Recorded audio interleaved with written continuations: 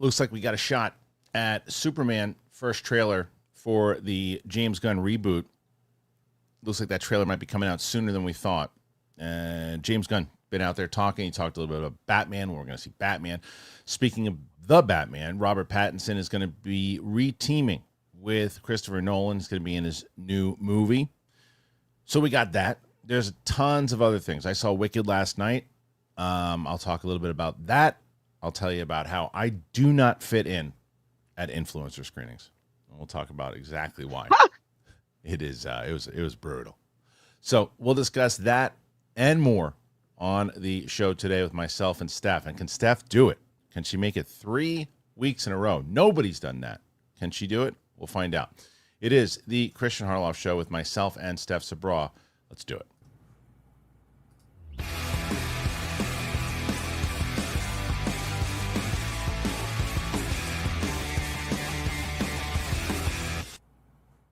Welcome back to the show, ladies and gentlemen. It is Thursday, and joining me on the show today is my lovely co-host, StephSabraw. What's up, Steph?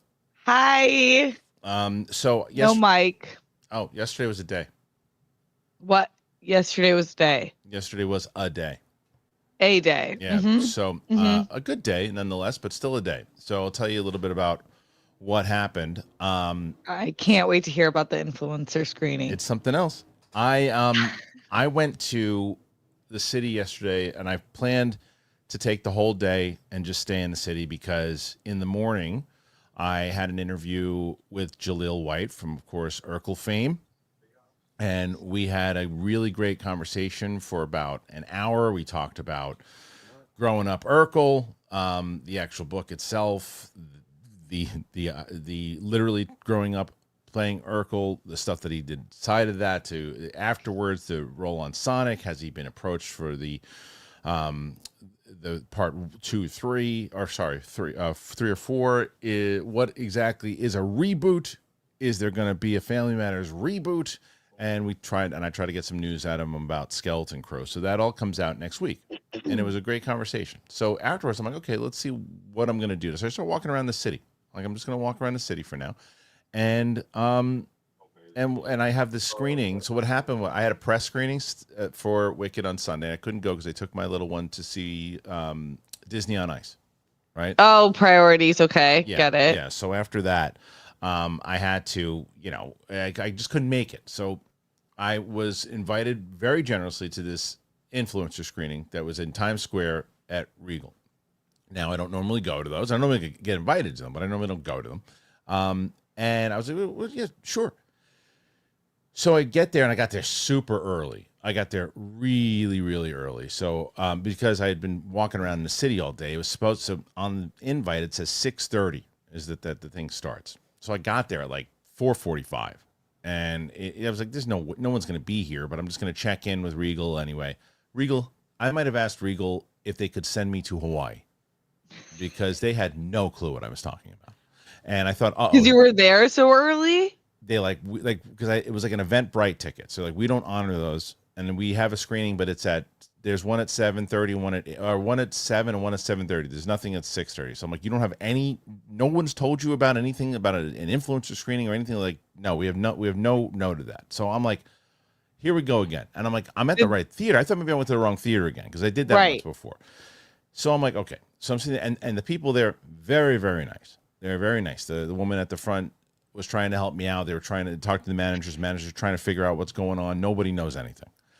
So I'm going back and forth with the people who told me about it. And then they're like, let me find out. Let me get to the bottom of this, find out what's going on. And then they're like, well, it's actually, the thing starts at 6:30, but it's not the screening itself. They want to take pictures of it. I'm like, okay, great.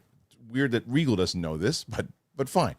And then I told them, I said, well, you guys should be prepared because there's going to be a lot of people with these Eventbrite things. So I'm like, you know what I'm going to do? I'm going to walk out and I'm going to get myself something to eat. So I went and got some food. I come back and, eventually they sorted it out. They figured it out. The event was there. The coordination was whatever. So upstairs they're handing out pop figures and they're taking pictures and there's the fucking wizard talking to people and whatever. And whatever it was. And it was nice. And these people who were clearly geeking out for this movie were there dressed up and everything too. And more power to them. They were having a blast. Wonderful. It was great. It was a lot of fun. Good for them. And I'm sitting there, waiting and waiting. And so I knew, because that was the other thing. So there's 2 screenings. There's a 7. It was so, I again, very nice people, but not the most organized. I went at because there was a 7 and 7:30. So the woman gives me 3D glasses and goes, okay, you're in the 7. I go, great.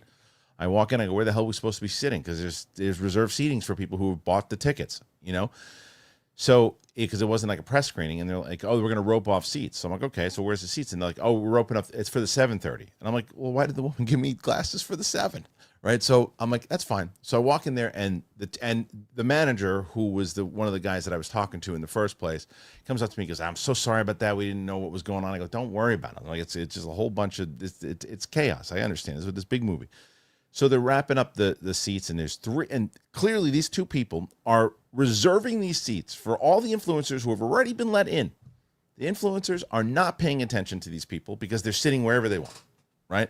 And I'm looking, oh my God, I'm looking around going, this is not going to end well for you, because what's going to happen is people who have their tickets are going to kick you out of your seats.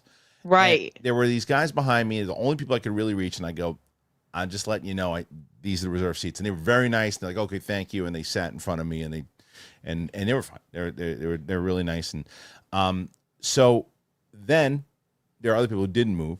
Sure as shit, movie's about to start. People are coming and going, these are my seats, kicking them out. They're getting my shit. gosh, it's a disaster. So hostile. But the thing that drove me nuts, Steph, made me realize I can never go to these things, no. was that there was this woman. She might have been nice. I have no idea.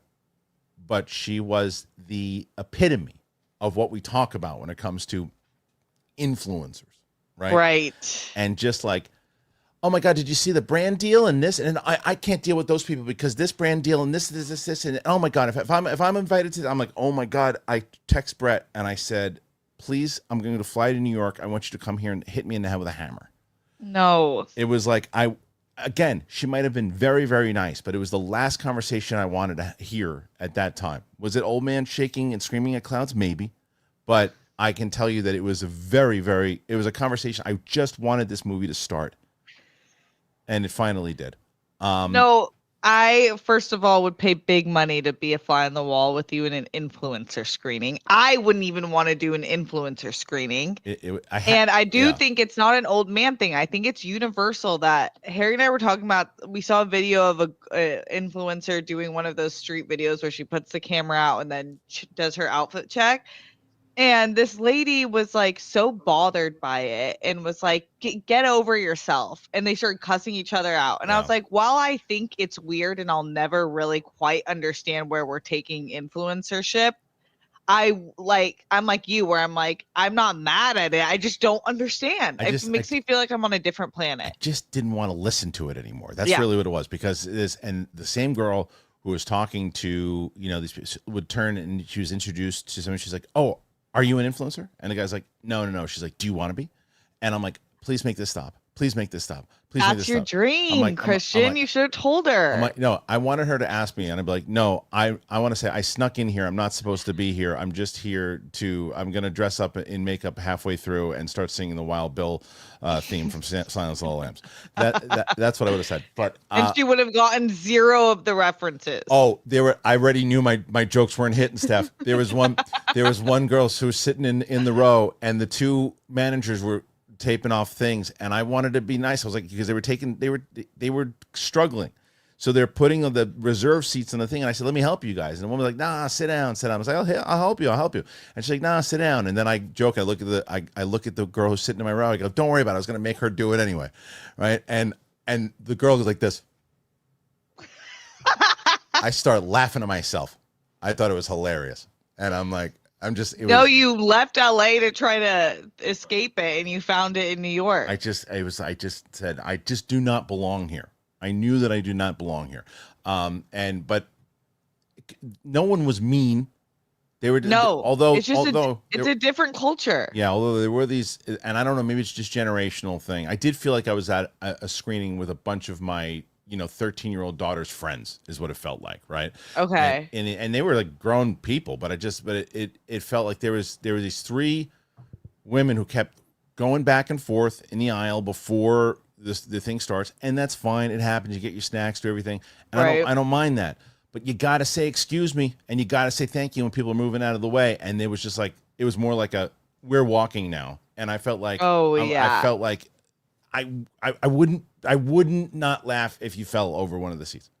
No. You know what I mean? No, that is the one thing that with that generation, I respect to a certain point the level of like degaff. It's like they've taken the level that we had and multiplied it by 100. Yeah. But then sometimes I'm like, oh, you've lost like common decency. And that's scary. Well, what I was worried about though was it going to carry over into the movie, and luckily it didn't, because these people were here. There was respect for. They wanted to see the movie. There were a lot. I mean, this was a Broadway audience. You could tell, because even like the intro in the beginning of the trailer was for, I guess, the new Death Becomes Her Broadway musical. It might as well have been showing like the new Avengers trailer. They were losing their minds, right? Hysterical. So it starts, and did you see the movie yet?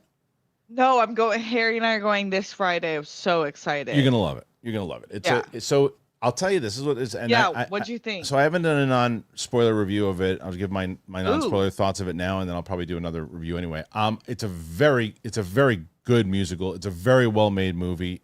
Someone just asked me beforehand. I said, I assume you said that you've seen the Broadway musical, because you said it transfers over really nicely from stage to film. And I said, no, but I've seen enough Broadway plays to know this is a Broadway production brought to life on the big screen and done very well. And I would, if you can see it, the Regal screen that I saw it on was gorgeous. I'll tell you that. It was like the shaking seats thing, even though they didn't do that, but it was like the big screen. It was gorgeous. The movie's gorgeous. The sound's great. The music, the back and forth, it works. I'll tell you that what I said though, and Ariana Grande is the standout of this movie. She is a potential. If she gets nominated, I wouldn't be surprised.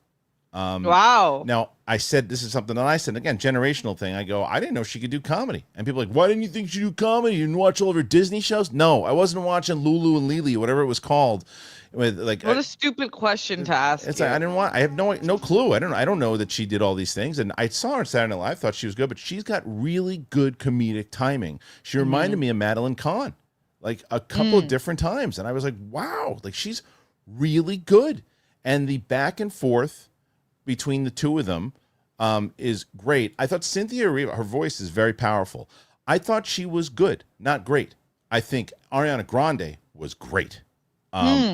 Great. And I think that there were times that I felt like, and it was weird because I was going back and I wanted to see, like, after I saw the movie, I wanted to watch some of the Broadway performances. And I watched Idina Menzel doing it, and she looked like the makeup that was all set from like Wizard of Oz.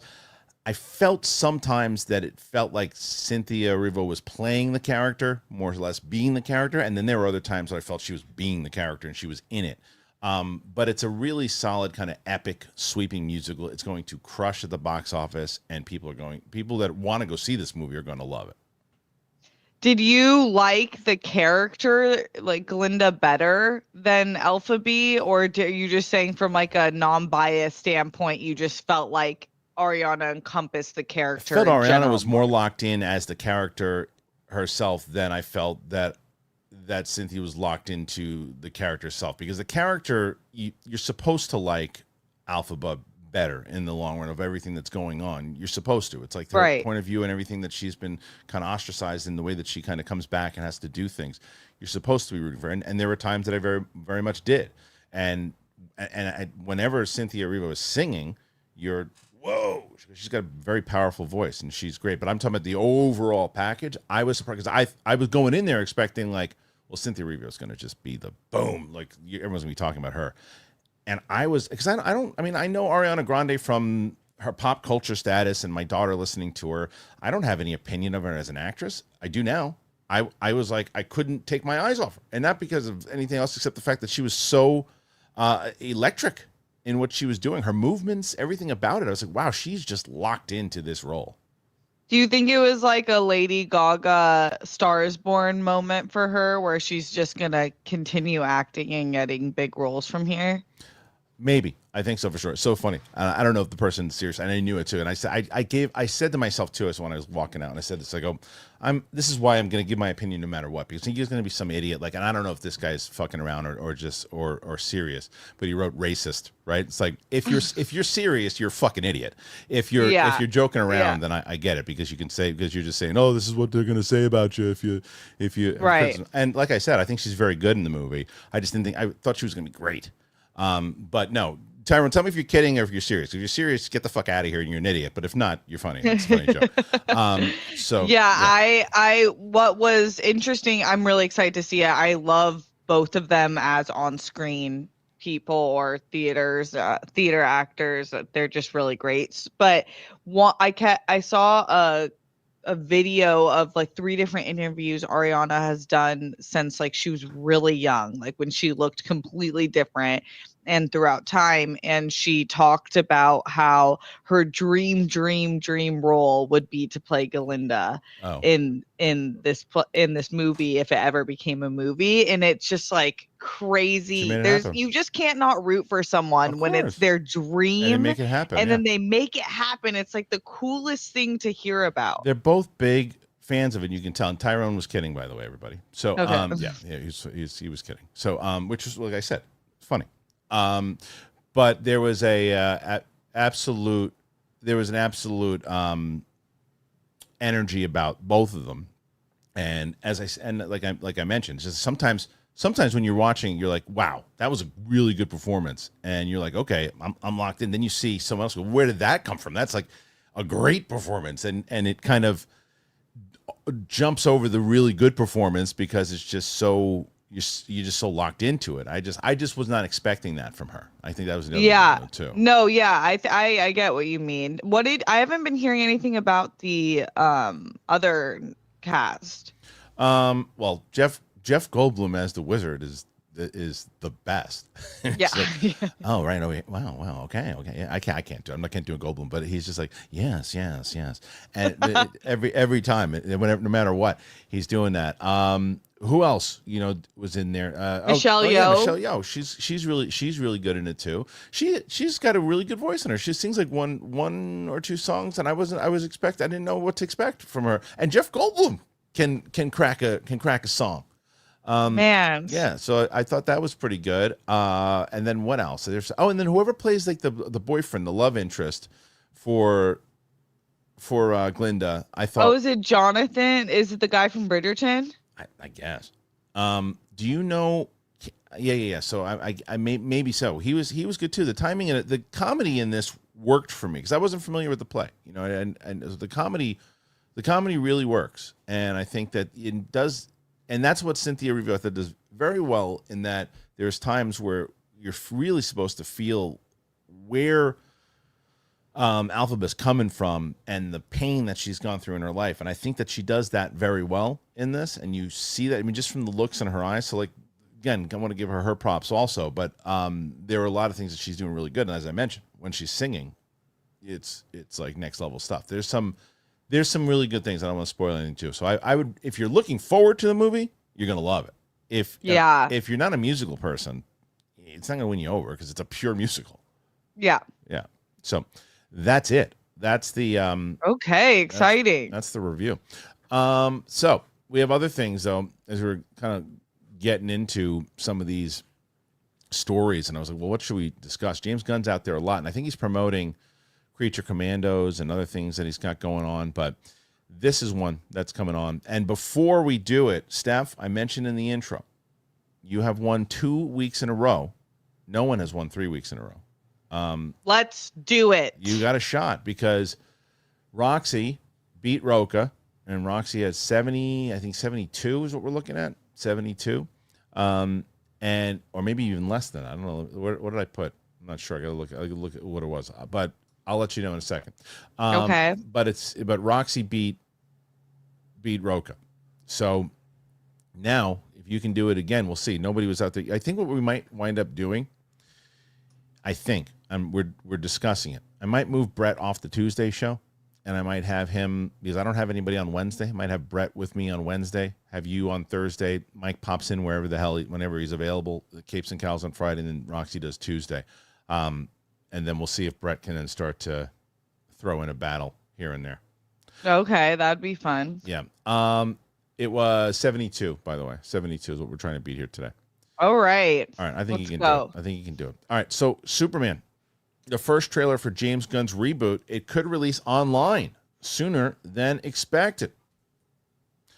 So Mark Cassidy says Superman fans have been anxiously awaiting a first look at some footage from James Gunn's upcoming Superman DCU reboot, and the first teaser for the movie might be released online a little sooner than we were expecting. James Gunn has confirmed he will not be present at CCXP was that in Brazil? Sao Paulo? I think they said, wasn't it Singapore? No, Sao Paulo. Which runs from the 5th to the 8th of December, but when we heard that the trailer will debut on Wednesday, December 25th, during one of the scheduled NBA games. Now, Collider is reporting that the trailer is tentatively expected to arrive online around mid-December and could screen in theaters with Disney's Mufasa: The Lion King on December 20th. So several online scoopers seem to have backed this up with the usual nods and winks, and since this would be around the same time the 4th episode of Creature Commandos drops, there's speculation that Gunn might be planning some kind of crossover event to mark the trailer's release. We still have no idea what to expect from that teaser, but actor Frank Grillo did hype up the footage. He said, I got a sneak peek at a little bit of the trailer, and I'm not joking. I'm not blowing this out of proportion. My skin was hot, and I had goosebumps. That's how great it was. Superman star David Corenswet as Clark Kent. Yeah, it's the cast. We know that. And that's it. Like that's the majority of it. So we know that we were kind of speculating stuff when this was going to come out. Mm-hmm. December, I think, was definitely on the top of people's cards. Good shot because at least the first teaser, and it makes a lot of sense to put this in tandem with Creature Commandos. But yeah, do you think this is kind of cash it in? We're going to see something in December? Yeah, I think so. And I think that Mufasa, Lion King, the sequel got such bad. I want it to do well. I'd never root for a movie not to do well, but I feel like when people saw the trailer, they're like, why are we doing this? So I don't think it's going to, even though the first Lion King hit over $1 billion, right? Yeah. So I think that it will still make good money, but I don't think it's something to like not want to go up against, especially because people are so excited to see the next rendition of Superman. I know my mom is going to be first in the theater. She's living for Superman. So you're saying that you think that by putting it in front of Mufasa, it's going to get people out in the theater? By putting it... Oh, no, I'm saying like it's not going to... sometimes they get afraid of being out in the theater. Let's say as Avatar's coming out. Yeah. But this is like a good time. Well, they're putting the trailer out. They're saying... So December... I think you might have misunderstood the story. So the trailer for Superman they're saying is going to release in December before Mufasa. When Mufasa comes out in the theater, playing in front of it will be Superman. The trailer. Oh, I thought this was saying that the movie was like already. No. Because I know they wrapped, and I was like, they edited that quickly. No, it comes out in July. It comes out in July of next year. So this is a. But if that was the case, I would thoroughly disagree with you that it would really. Yeah, because I think Mufasa, you got to. Here's a great example, right? Yesterday, which was so interesting because I always use my friend John Pinto as a barometer for the regular person who doesn't pay attention to this shit, the news. And we were talking. He asked me what I was going to see, and I said Wicked. And he goes, "What's the controversy with that?" With the lead actress about the fan art or whatever. And I was like, how the hell do you know about that? Right. And I was like, if that traveled to you, then that's not the best. I don't think it's going to affect the movie at all. But but he heard about it. And then I said, all right. I said, what about Rachel Zegler? I said, do you know who Rachel Zegler is? He goes, yeah, I know who that is. That's the actress from the 90s, right? I go, no. And I was like, no. I was like, so you don't know anything about the new Snow White thing or anything else too, or any comments she's made? He goes, I have no idea who that person is. I said, okay, fine. Okay. So she's more of an internet thing than the grand scheme of things. Okay. And then so this type of stuff, I feel like the average person that went to see Lion King with their kids didn't have the William Bibiani stance of why would you remake a classic like this? They said, oh, I get to see Lion King and with my little one. She saw it as a real animal and ticket, please. I'll go see it again now with my other kid. And that's what they're banking on. And that's what they're banking on with this. And I think that this movie will do gangbusters. It'll beat. People think that Sonic's going to beat it. It won't. Sonic will do very well. No, I don't think that. I was just saying hypothetically because I was in a different planet. If it was to go out the same month, it wouldn't. I don't think would hurt it at all. I wouldn't. I mean, look, they're going to have competition in July anyway. Yeah, when they course. come out. So that makes more sense for a big superhero movie. Yeah. So it's but the trailer coming out in December. Fun. That makes a lot of sense. I'm here with you now. Okay, nice to see you. I'm with you. Nice to see you again. But that's fun. Excited for that. But I'm like, oh my God, we have to wait a year for a trailer. This is why I was reading what I wanted to read. Right. So you're not going to see a year for a trailer. You're going to see a month.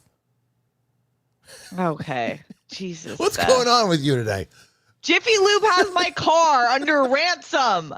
I'm not okay. I got to wait a year. It's like 3 weeks. Gosh, it's a long time. Okay, I'm with you. That makes a lot of sense. Are you sure that you're with me?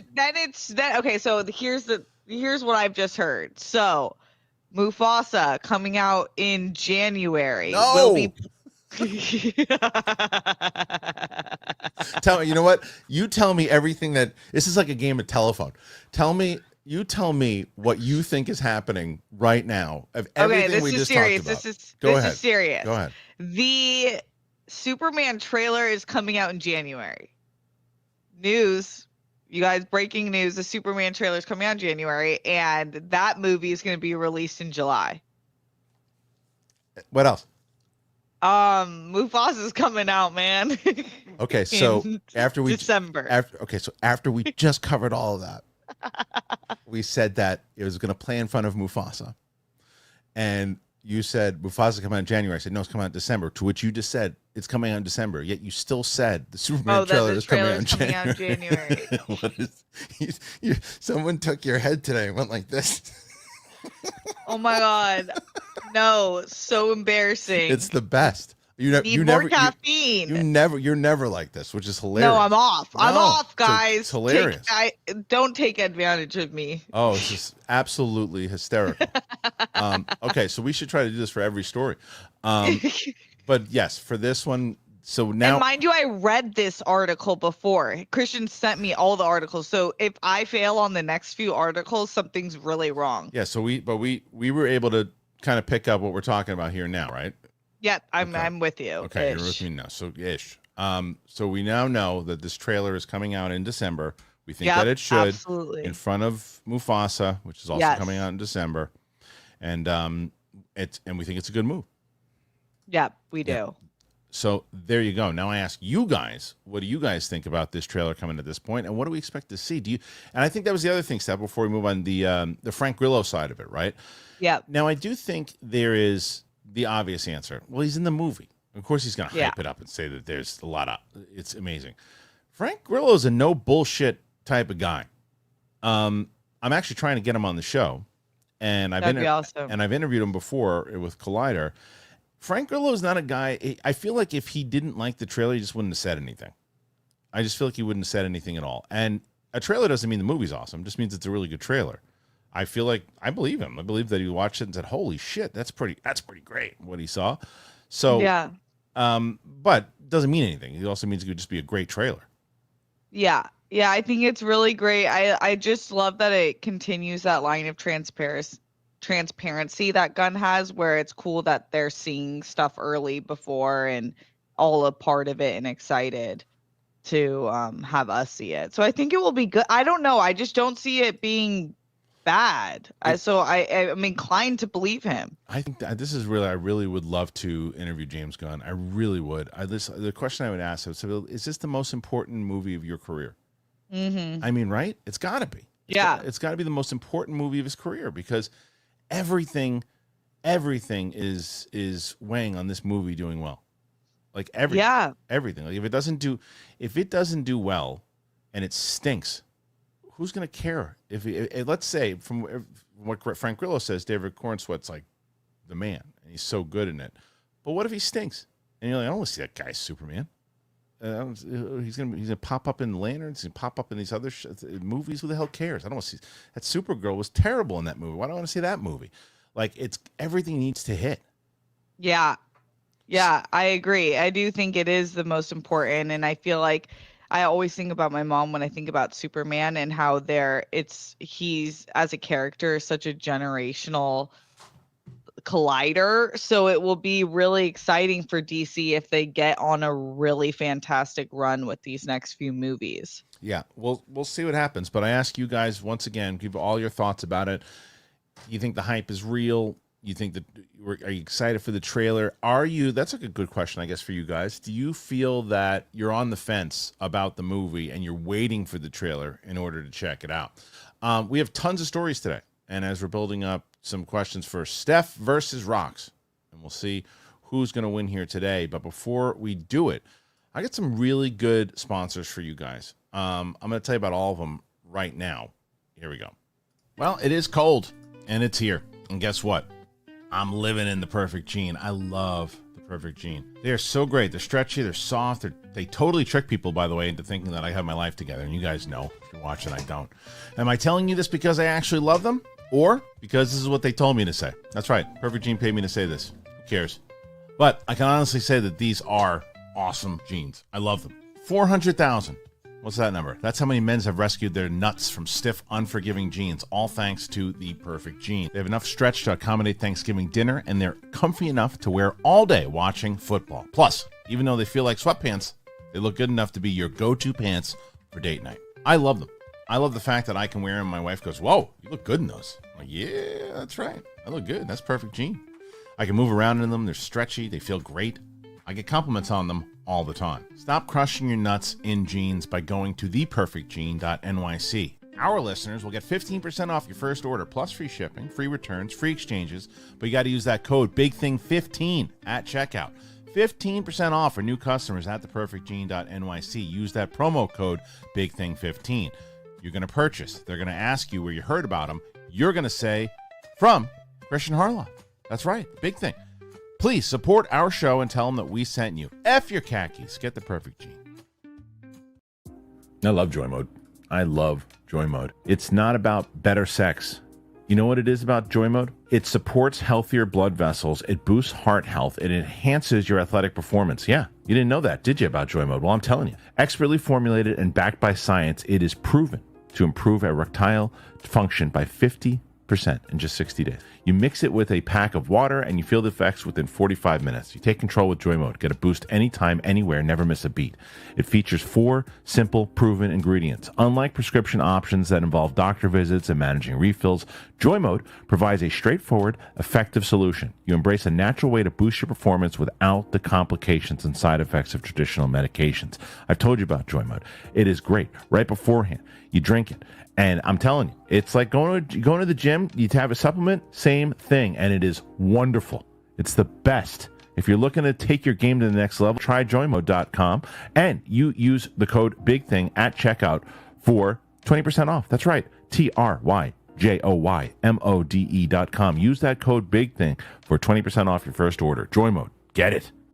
AG1, I'm always excited to talk about them because you're looking for a holiday gift, you got it. Now, the perfect present is the gift of health. AG1, it checks the box. I heard about AG1 when I started doing podcasting by myself. They had said, hey, check this out. I tried it out. I loved it. And they've been with me. If you've been listening to this show for 2 years, then you have been hearing about AG1. That's how long they've been with me. I ditched everything else that I was doing. I was never a vitamins person.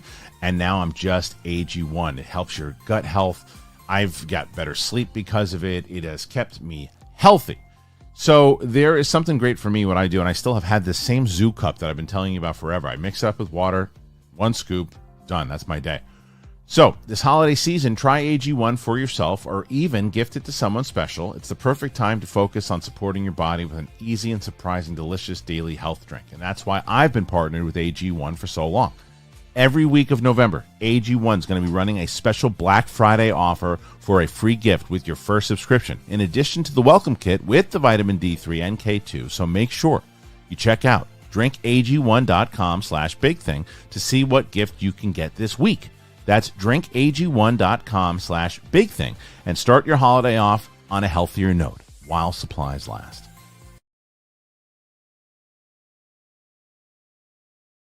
All right, thank you to our friends over, of course, at AG1, who've been with forever, Joy Mode, who've been with forever, and the Perfect Jean, who's been around for quite a bit now. And there's a reason why our sponsors keep sticking around.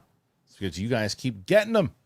And it's Christmas time. So I just gave you 3 great Christmas gifts. So make sure you go and you check that out.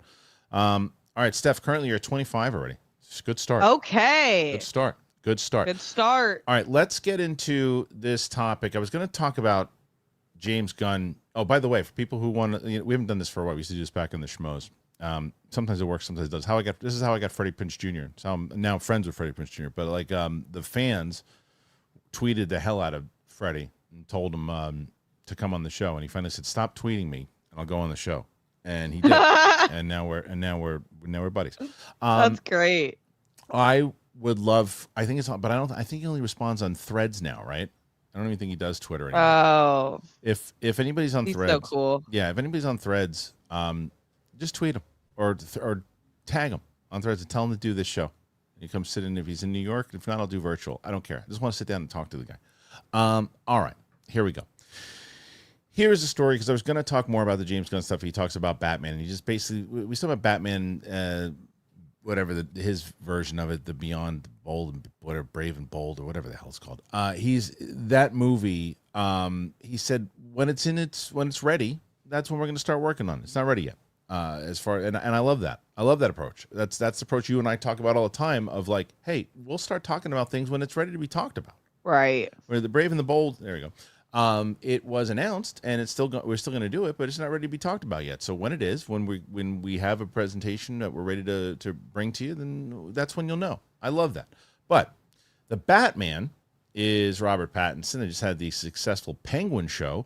And what's going on with Robert Pattinson? We know he's got that movie coming out in January. What's it called? The 12 movie? What the hell is that one called? Oh, Mickey 17. 17. Yeah, Mickey 17 comes out in January. That was pushed back a couple different times, but he had joined Christopher Nolan before. Well, he's joining him again, Steph. And now we have Robert Pattinson is joining Christopher Nolan's next film. Pattinson will re-team with Lieutenant Director Christopher Nolan for the filmmaker's next feature film will shoot early next year. Pattinson joins an increasingly stacked cast that includes Matt Damon, Tom Holland, Anne Hathaway, Lupita Nyong'o, and Zendaya. Nolan wrote the script and is directing the project, but plot specifics are under wraps. Various theories have been floating, ranging from a period vampire tale to a reimagining of the prisoner to a Blue Thunder-inspired L.A. helicopter cop story. That's my pick.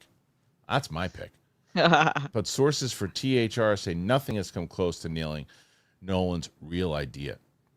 The trade adds that Damon, Holland, Hathaway, Pattinson make up the core leading characters of the feature, with Nyong'o and Zendaya in supporting roles. Nolan is producing alongside his partner and wife, Emma Thomas. Universal Pictures is set to release the mysterious film in cinemas on July 17th, 2026. Pattinson is still slated to film The Batman Part 2 next year ahead of an October 2026 release, but no schedule is set yet for that film. So I guess, look, I could ask you this, the standard question, is this a good fit? And the obvious answer is, of course, it's a good fit. They worked together before. They like each other. He's a really great actor. He's a great director. There we go. The movie. What the hell is this movie, Steph? Do you think that anything that they reported is true, or is it going to be something like that Nolan's just holding and nobody knows? I think it's no one knows. He doesn't have like a consistent track record in terms of theme. Like he just goes where he feels like he likes the story a lot. So if I would say what my hope is that it's not another biographical piece, even though I know it. I liked Oppenheimer. I just feel like it was like, because of it's so real, it was less fun for me. Yeah, you want to see him move on because he's really good at that other stuff. Yeah, I just want to see something a little more fun, especially with this cast. I'm like, let's get like back into a little more fun. We got the Oscar. Yeah, and I think he's aware of that. I think he's going to go back and forth and do that kind of stuff because he's done, whether it's Dunkirk and then he jumps back and forth to stuff. Right. I think he's aware of it. I think he knows he's very in tune with the audience, and he doesn't want to and he's in tune with. By doing this mysterious projects and by doing a whole bunch of different things, you just never know what he's going to do. You get like, if it is a science fiction movie, we won't be surprised. If it is if it's a horror film, vampires, whoa, that's outside the box, but we wouldn't be surprised. If it's if it's an action cop movie, we wouldn't be surprised. So my first pick out of all of those choices is what you just said. I hope it's none of them. I hope it's none of the stuff that's rumored. I hope it's none of that. But if it is one of the ones that's rumored, I more so hope that it is the cop one than the vampire one, because if Ryan Coogler wasn't doing a vampire one, then I'd be like, all right, let's see a Nolan vampire. But I want to see Coogler's one. I don't want combating vampire movies, and it's like look, you get 2 great vampire movies, sure. Even though we're gonna have a really great one in December. I saw Nosferatu. It's oh, you did? It's really good. It's really good. Cool. So Nosferatu is really is really it good. Scary? Did you? I know that Roxy recently watched the Bram Stoker's Dracula. Have you seen? I did. I loved it. Obsessed. You watched it recently. Yeah. Well, I mean, it's Nosferatu is essentially it's what it is. It's Bram Stoker's Dracula, right? That's what it is. But it's Robert Eggers' version of that. So cool. You expect, if you guess what you think a Robert Eggers Nosferatu Bram Stoker's Dracula would be, then you'll probably be able to guess what this movie's going to be. And it's creepy. It's, it is definitely, it's a creepy vampire movie, and and with his imagery and the music, I really liked it a lot. Yeah, I dug it. You know what I really liked a lot? What? 1883. You know that show? That's like my dad's favorite show ever. Have you ever watched it? No, I haven't watched it. He keeps saying he's never given me a show suggestion in ever. I always give them suggestions. He's like, you gotta watch 1883. He's right. He won't. Yeah. He's right. You should watch it. I've seen 2 episodes, maybe 3 episodes of Yellowstone at all. The actual one. I've watched all of 1932. I've seen all of 1883. 1883 was awesome. And one of the people that I was calling, like, right away after I saw that, I was like, you gotta put Isabelle May as Supergirl. She would have been great as Supergirl, but they cast Millie Alcock pretty damn good. But I was hoping, I was like, where is she? Where's Isabelle May? My answer has been given to me. Isabelle May is going to play Sidney Prescott's daughter in Scream 7. Mark Cassidy. Scream has added Isabelle May, best known for 1883 and 1923, I mean, kind of, to its cast in the key role of Sidney Prescott's daughter. A recent rumor claimed that McKenna Grace was up for the role of Sidney's eldest daughter, Tatum, which we assume is the same character. In addition to the Yellowstone prequel shows, May has appeared in Young Sheldon, I Want You Back, and Run, Hide, Fight. We recently got confirmation that Courtney Cox will reprise her role as Gail Weathers. The Friends alum has previously stated she hadn't officially signed on, but revealed to Us Magazine that Gail will be back after coming very close to death. Every one of those 356 knife wounds nearly missed her organs in the previous movie. In the long-running Scream Queen, I'm the longest-running Scream Queen, so I guess I can't stop now, said the actress. Campbell and new director Kevin Williamson recently announced that the 7th movie, which is seemingly being referenced to as Scream 7, ditching the Roman numerals for the time being, is set to hit theaters on February 27th, 2026. A recent rumor may have revealed some story details. Nothing major was disclosed. If you'd rather know as little as possible about the movie, there is a spoiler. Here it is. There's going to be 2 main storylines, one about Sid and one about her friends from the neighborhood, and one's about her daughter. Okay, great. So that's not a major spoiler. It's just, okay, that's, you'd assume from the casting, it's just probably what's going to happen. I think Isabelle May is an absolute star. I think she's going to be a big movie star. She reminds me of Jennifer Lawrence, and she's got that kind of energy about her too. She is she's really a big standout of that 1883 show. And you tell your dad that she's going to be in one of the, you watch, you say to your dad, Isabelle May is going to be in the new Scream movie. He's going to go, who's that? And you go, it's the daughter from 1883. He's go, I love her. And, okay, I'll ask him. Guarantee you. Because she's great. I think that this is a solid role for her, because what it's good for her in that if I'm to be correct that she's on this road to becoming a superstar, this is a way to start to climb up that by getting yourself in the spotlight in a Scream movie. Look at like what Jenna Ortega did, right? Jenna Ortega obviously at the same time had Wednesday, but Scream is a big IP to get yourself in front. So I guess, are you familiar with her at all? No, not at all. But Isabelle May is the sweetest name ever. I feel like it's very unique. Well, it feels like very olden times, but unique to today. And I know that that show gets heavy praise, so I'm sure she's really good in it, and that's cool. I'm not huge on the Scream franchise either, but I do know that it's massive, and a lot of people. I've seen like one or two. It's hard to go your whole life without seeing them, so I think it's a really good start for a good career if especially if she has stuff lined up too with it, which I'm sure she will. Yeah, I think so, and I think I think she's going to crush this, and I think that there's a reason why. Like it looks like she got.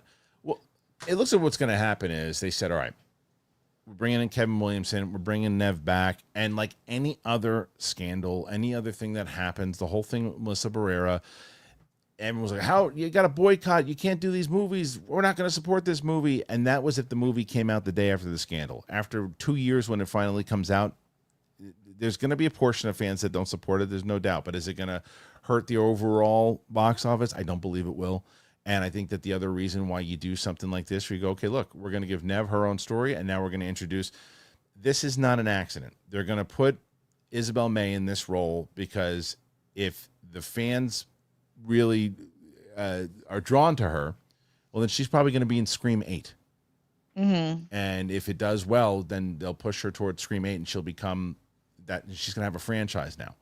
So that is probably their intention of doing two separate storylines like that. Do you agree? Yeah. Yeah, I completely agree. Yeah. And it makes sense. Like, while I have to refamiliarize myself with everything that went on, and obviously we don't know everything, but it didn't seem optically good for them. But there are so many people involved in the franchise, so I would never wish for it to go away just because I don't agree with one thing, because there's other people's jobs and livelihoods on the line too, and people really love this franchise. So I would hope that they course correct in a good way. So that's cool if you're giving someone like her a shot. I will say, someone in the comments when they're talking about what happened with Jenna Ortega and Melissa Barrera. Jenna Ortega did not leave in solidarity with Melissa Barrera. She was already leaving the franchise because she had just blown up in Wednesday and she was not renewing her contract. She was leaving anyway, and it just happened to be there's another stamp of like, well, now I'm definitely not going back.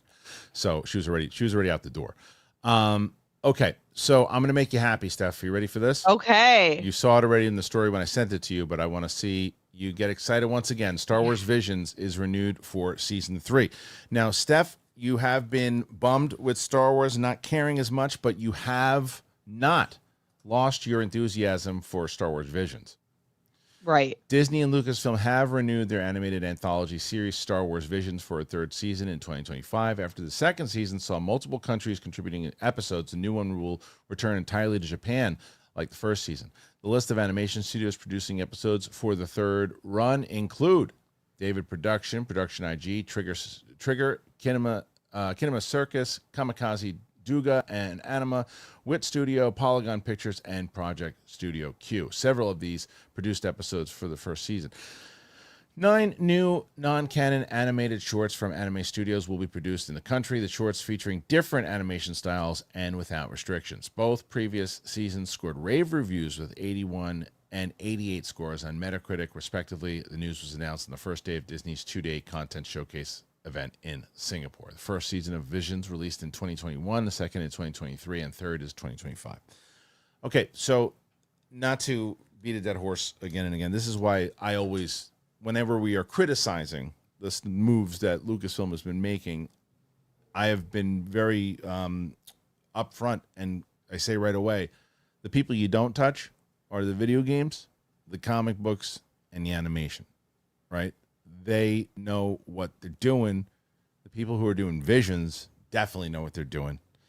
I think the people who are doing Visions should be involved in stuff doing with creative for TV and film. Don't tell anybody. Yeah, for sure. Definitely. I this is so exciting. It's a no-brainer for me. I would be absolutely appalled if something happened to Visions, because it has been the one thing that I feel like is super consistent and unique and different. And I love the freedom that they've been given. And I wish that they would take some of that freedom and move it towards their newer stories and not be so confined. Right. in what they're doing, but I think the choice to go back to Japan for the season is awesome. I think it, like, when I remember when I first found out that they were pairing with 9 different Japanese anime studios to make 9 different episodes that are all different. I was like, this makes so much sense because Star Wars is so heavily drawn from Japanese culture, and I feel like putting it with anime just pairs perfectly. And the second season was awesome. Like, to me, it was probably just as good, but I think I liked overall more episodes in season 1. But I'm just really excited that they're doing the Japan episodes again. I said this a long time ago, and after seeing the success of Visions, I'll say it again and maybe try to hopefully put it into the universe. I think that there should be a canon anthology live action series called Star Wars. Where you just call it Star Wars, where guess what? 3-episode arc could take place in the Old Republic. 3-episode arc could take place after episode 9. 3-episode arc could take place in between, whenever it is, Empire or up to Jedi. 1 episode on something in the prequels. 3 episodes, you have a Star Wars anthology series, and you can go back and forth. If you establish some characters, like, oh, we're bouncing back to that. You just call it Star Wars, and you explore the entire damn galaxy, and do it that way, to where you make things canon. You can then take people, if they become very popular, then say, hey, look, we're going to actually put that person in a movie. You do 3 episodes of Cal Kestis, and say, okay, watch his adventure, and do that. You do a full-on Star Wars anthology series in the same way that they're doing it with Visions. And I think that in live action, and it allows you to bounce back and forth. It allows you to go nostalgia. It allows you to go back. It allows you to not commit millions and millions of dollars on one full series. You can jump in, do one full episode of Obi-Wan, do an Obi-Wan story, do a Vader story, then do a brand new character. You can do so many different things if you wanted to do it, but I don't work there. Right. Yeah. Yeah, I think they're like really afraid of doing stories where the entire galaxy isn't depending on that story, if that makes sense. Like, it feels like they got scared with Solo Star Wars story and like blamed it on it being more contained, and it having to do, like, each story. I feel like they're putting too much pressure to like have to connect the entire galaxy. And I think they're moneyballing. They're trying to put together the best strategy to say, what are the fans really going to love to make us money, as opposed to just tell some good stories. And, like, especially for, I mean, they have so much in front of them that they could do, that it's like, oh, that anthology series. I mean, I want Luke to clip that out. I'm gonna try to post that as a short. Maybe people can retweet it. Do you watch Tulsa King? Yeah. Okay. I do. So then you'll like this story, because I need to finish season 2, but Tulsa King's gonna get 2 more seasons. So after season 2, which apparently people love, Stallone's getting close to a deal to return for at least 2 more seasons of the mob drama series Tulsa King for the Paramount Plus service. Stallone executive produces and leads the cast of the series, though the series has not been officially renewed at this point. Stallone's deal lays the groundwork for a 3rd and 4th season. Jay, Will, Max Casella, Andrea Savage, Martin Starr, Garrett Hedlund, Vincent Piazza, Dana Delaney, Annabelle Sciorra co-star, while Neil McDonough and Frank Grillo joined the show in its 2nd season. Second season saw 5.4 million households tuning in with its first 7 days, and setting a new record for the streaming service for the largest number of viewers on a series premiere day. The series tells you the breakdown. We brought up Frank Grillo before. Roxy says Frank Grillo is great in this. Oh yeah, he is. He's super fun. Okay. This show is so fun. I think it's a great choice that it got 2 more seasons. Well, not yet. Almost. Almost. Well, it should. Yes. I just feel like when we're watching it, or like, it's a no-brainer to us, especially for Paramount Plus. We don't have that many shows that we watch on there. So if they have one good show with Sylvester Stallone, and Taylor Sheridan attached to it, I think just keep going with that. And but yeah, there's a lot more story to tell. They set it up in a really good way, where I like that it's not like mind-blowing television, but it's just like genuinely good stuff. So, and they find a way to keep stretching out the story in a way that you're like, oh yeah, I'm here for this. Like I would watch this for the long run. Yeah, and I need to. That's one I definitely have to catch up on for sure because I love Stallone and I really enjoyed season 1. So I'm interested to check that out and see how it plays. All right, so we've gotten to all the stories today. Now we're going to get to the questions, and this is the moment of truth for Steph. Can she do it? Can she do it 3 weeks in a row? She is the undisputed champion at the moment, but she's at 32 right now, and she needs to get to 72 or 70. Okay. All right, now what happened too, and I think I can't tell if it's Mike Joyce or not. 11th Club fan who. Yeah, it is. I love Mike, but Mike's great. Yeah, but Mike wrote a thing. He's like, he's been missing a lot of super chats lately. Like, no, 2 days of stupid StreamYard messes it up for some reason. Right before, like, if you don't have it, like the way you go through this thing, I got to make sure I grab everyone's because there's one at 11:06 that came in, and that was the first one. I think, and that's from Ewok. And if not, if I miss anything, tell me before I sign off so I can go and take a look. But I'm trying to go through it the same way that I always do it. And so Ewok starts off and says, did you see that Sebastian Stan said he was set to do Actors on Actors, but no actor would want to join him due to the drama around The Apprentice? Paul Walter Hauser finally stepped up to do it with him. Paul is someone that would definitely, probably didn't know about it, and the second he heard about it, jumped to. Paul is not going to stand. Paul's does not shy away from anything. He's very vocal. Yeah. And that will be something for sure. Will be fun to watch. But yeah, I did hear about that, and it's like, I feel like it's more the PR people saying to the actors, hey, we really want you to make a run here at this, and our suggestion is you don't do this because now that Trump is in power, he's probably going to make it harder for people to do stuff and probably scares them away. Do I think that it's right? No, I don't. I think that I didn't see the movie, so I don't know enough about the film itself, but because you're scared of the backlash of it, so you're not going to you're not going to be in the same room with the guy to talk to him about his performance. I think it's pretty lame. You don't have to say you like the movie or don't like the movie, but to be afraid to talk about it because the guy's sitting, it's the role that he chose. And I understand the publicist being scared about it, but I think it's the wrong move. Yeah, I think that's playing it way too safe and also playing into some sort of like apocalyptic era in America where I don't want to be a part of, where we're like afraid of free speech. That's absolutely crazy and puts Sebastian Stan in such an awkward position where he's probably like, am I living on the same planet as you guys? Like, this is crazy. Right. He played like it's the same thing like when wasn't it was Josh Brolin, right, that played George W. Bush. It was? I thought it was. Wasn't it Brolin? I thought it was Brolin. And W. Could have sworn it was. But am I wrong about that, or was it somebody else? But I thought it was Brolin. I didn't see it. I could have sworn it was Brolin. But either way, he it's and the guy was still in office when he did it, and people would talk to him and interview him and that stuff too. I don't know. I think that the way that the world is right now, the fact that you're not going to talk to Sebastian Stan because he was in that movie is pretty ridiculous. Crazy. You don't have to like, you don't have to support the movie, you don't have to not support the movie. Yeah. Ewok. Yeah. Also, Kristian, did you finish Roarham? I did. So I can't do I shot my out of the theater or immediate reaction rather for it after I watched it. But I can't put it up yet because there's still kind of an embargo on that too. But all I'll say is yes. The Lord of the Rings, that one you need to see, Steph. Oh no, we're in there. We are super fans. Yeah, you're gonna enjoy in this house. Oh, and there he is, Mike Joyce. I hope groups aren't too afraid to nominate Sebastian Stan and Jeremy Strong for The Apprentice. They're fantastic in it. They deserve awards recognition. I mean, that's a great question.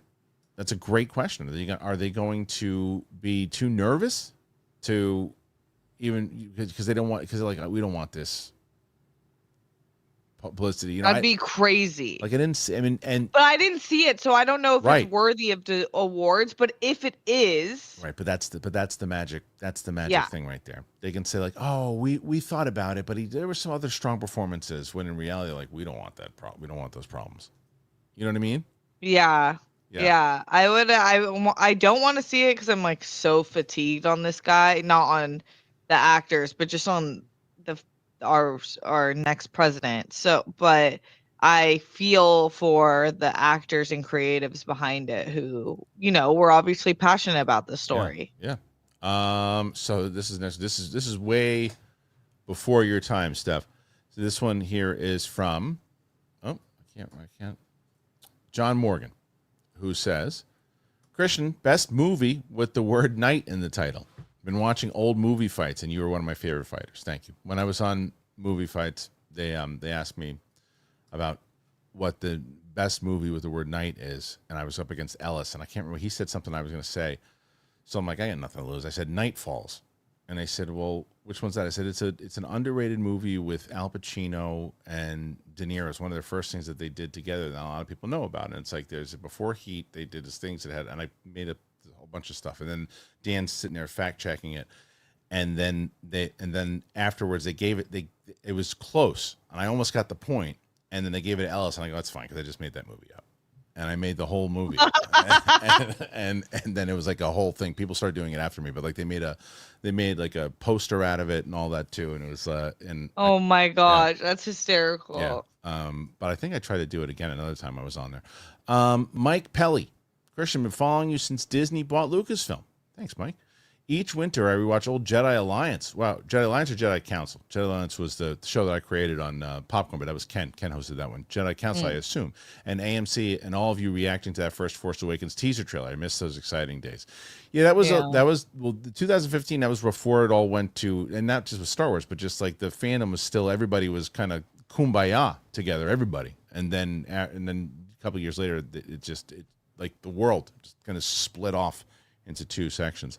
Or the world, the U.S. Let's see. The next one is, I think, our buddy Roman. Roman Fedorak is here. Love Roman. And Roman. Hey, Roman. Roman starts with this one, Steph. He says, morning all. Hope today is going good. Hey, Steph, you keep being your awesome, charismatic self. Also, thank you. Do you have any favorite so bad that they're good movies? So bad. Yeah, Twilight, I think. I know people think that you could argue, like the first one is a cool independent film, but some of the stuff is so egregious, but it is so incredible. Yeah, mine's Flash Gordon. Always will be. Okay. Roman Fedorak, favorite Ridley Scott movie. The big ones for me are Gladiator. I would have chose Gladiator as my number one. Yeah, The Martian and The Last Duel. I have to go through, an Alien, obviously. Yeah. Yeah. Like the fun side of me wants to pick Alien, but the scope of Gladiator probably would be it. Yeah, it makes sense. Okay, next one after that is, and this is what I'm saying, like there's some, like, I hate how this super chats that Streamlabs does this, or StreamYard rather does this. It's like on the side of it, it has like I don't want to miss anything. Some of them are starred, some of them aren't. Mike Pelly, have you seen the new George Knapp investigation Alien doc series that's new on Netflix? So I'm about 2 or 3 episodes in. Some stuff that I heard before, some that I haven't, and it's pretty damn good. I would suggest it to people if they haven't seen it for sure. Absolutely. Mike Joyce, how's your Thanksgiving planning going, Steph? Oh, it's going good. I went kind of I don't go head to head with my mom anymore because she's just, you get to a certain age where you're like, you just have to respect the queen of the house. Yes. But she wanted me to really cook with her. And I was like, okay, cool. Like I can actually chef. I'm like a very good cook. Nice. And I'm ready to have my first Thanksgiving. And I like spent like a day working on potential recipes, and I brought them to her, and she basically, in like the most nice passive aggressive way, was like, let's stick to the script, chica.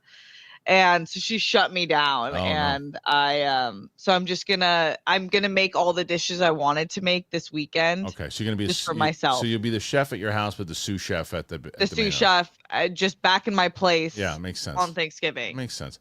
Look, while the as you said, while the queen is still, fighting the battles, do what she's saying. There'll come a day when she's like, I don't want to do this anymore. You do it. Right. Yeah. Right. Yeah. And I'll be ready. Yeah. Luke TG1TTV. Hope you're doing well. Here's some good vibes. Thank you, Luke. Appreciate it. Thank you. Always love that.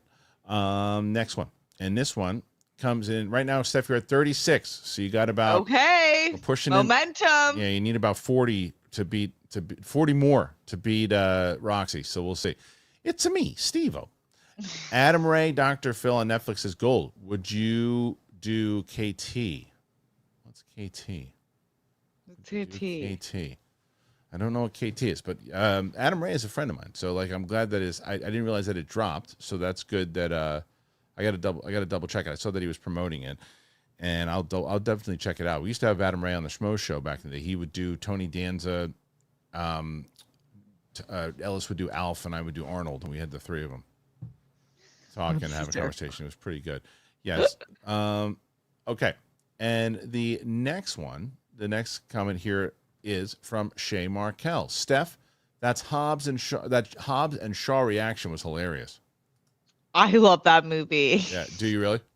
Love it. It was so fun. Yeah. It was so different than the other movies. Like, still played on the craziness, but it was a very different vibe. It was a different vibe for sure. Like it's banking on their chemistry for sure. Yeah, I loved it. Oh yeah, I loved it. Between the Panels channel, I like that name. Hey, do you think the Superman trailer will determine if DC fans in the middle, like myself, will go see it? Yes. After seeing the suits, I was put off a bit. Was still kind of interested because it's James Gunn. Yeah, never. In my opinion, I don't think you should ever go off of pictures on suits in behind the scenes stuff and all that, because you haven't seen it in action. You don't really know what it looks like in action. So I would say wait for that trailer. And this is why I say something along the lines of, let's say you heard Transformers 1 was coming out. And you're like, well, what's that? It's an origin story of Prime and Megatron. You're like, oh, okay, interesting. And then the trailer comes out. I say, yeah, and I say the same thing. You wait for the trailer. And then the trailer comes out and you're like, that stinks. Then you never go and see the movie, and most people didn't, and you missed out on a great movie. Right. Yeah. And if I didn't get a press screening, I wouldn't have gone and seen it either. I would have waited till it hit, whatever streaming service, Paramount or whatever. But with Superman, it's like, yeah, you gotta wait for that trailer, right, Steph? Yeah, you gotta wait for the trailer. I never look at those photos, because if you've ever even made like a short film, this is why directors and this is what everyone involved matters. The directors, the editors, the people who look over the color lock, though it makes such a big difference. When you're just filming something straight, everything basically looks ridiculous, especially if you have a super suit on. Yeah. You have to wait. I remember when the Obi-Wan photos came out, right, when they were filming in London. I'm like, it just looks weird. You can't do this to people. Yeah, it's true. Shay Markel. Cynthia Erivo is great in the HBO series The Outsider. Never seen it. Have you seen that show? Oh, I haven't seen that. But yeah, she's very talented. It's super talented. No surprise. Yeah, super talented. Unknown. Does Wicked feel like a complete movie? I am hesitant to see it due to be part 1 of 2. A stage play to me seems something odd to split up a stage play into 2 parts. I think I was worried about that too. I think they do a pretty damn good job of setting up what they need to set up leading into how this movie ends. And I think that it is, okay, I at least feel that I know where they're going now with the second movie and everything that's going to kind of transpire on. So I think it actually plays pretty well. And the movie's almost 3 hours long, part 1.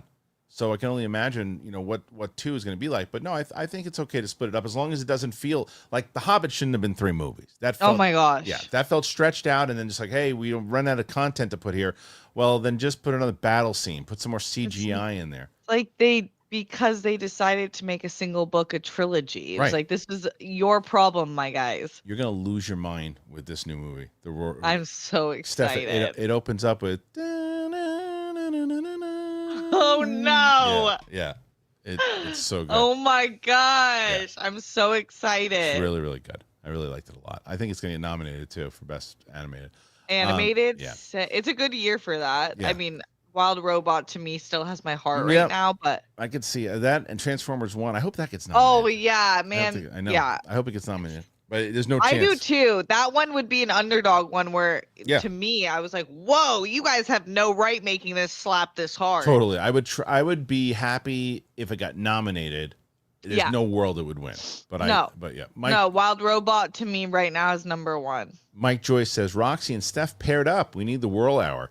Yeah, that is something that we got to try to do. But I want to. You know what it was? I want Roxy to get a win first, on her own. before I pair it because yeah. Because then if I pair you, it's like, oh, she won because Steph was on with her. That's not fair to Ross. No, and that's not. Yeah. Yeah. So we'll do that. Brogu, I'm Team Steph. You are absolutely wonderful. Thank you, Brogu. Thank you. How nice is that? Super nice. Super nice. Okay, so next one after that, we would get Mike Joyce coming back in hot.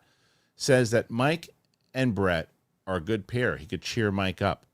Maybe that would actually, I mean, to have Mike pop in with some of the Brett episodes might be good also. It's so funny because sometimes I look at the comments, especially if it's a big Mike day, and obviously last week was a big Mike day.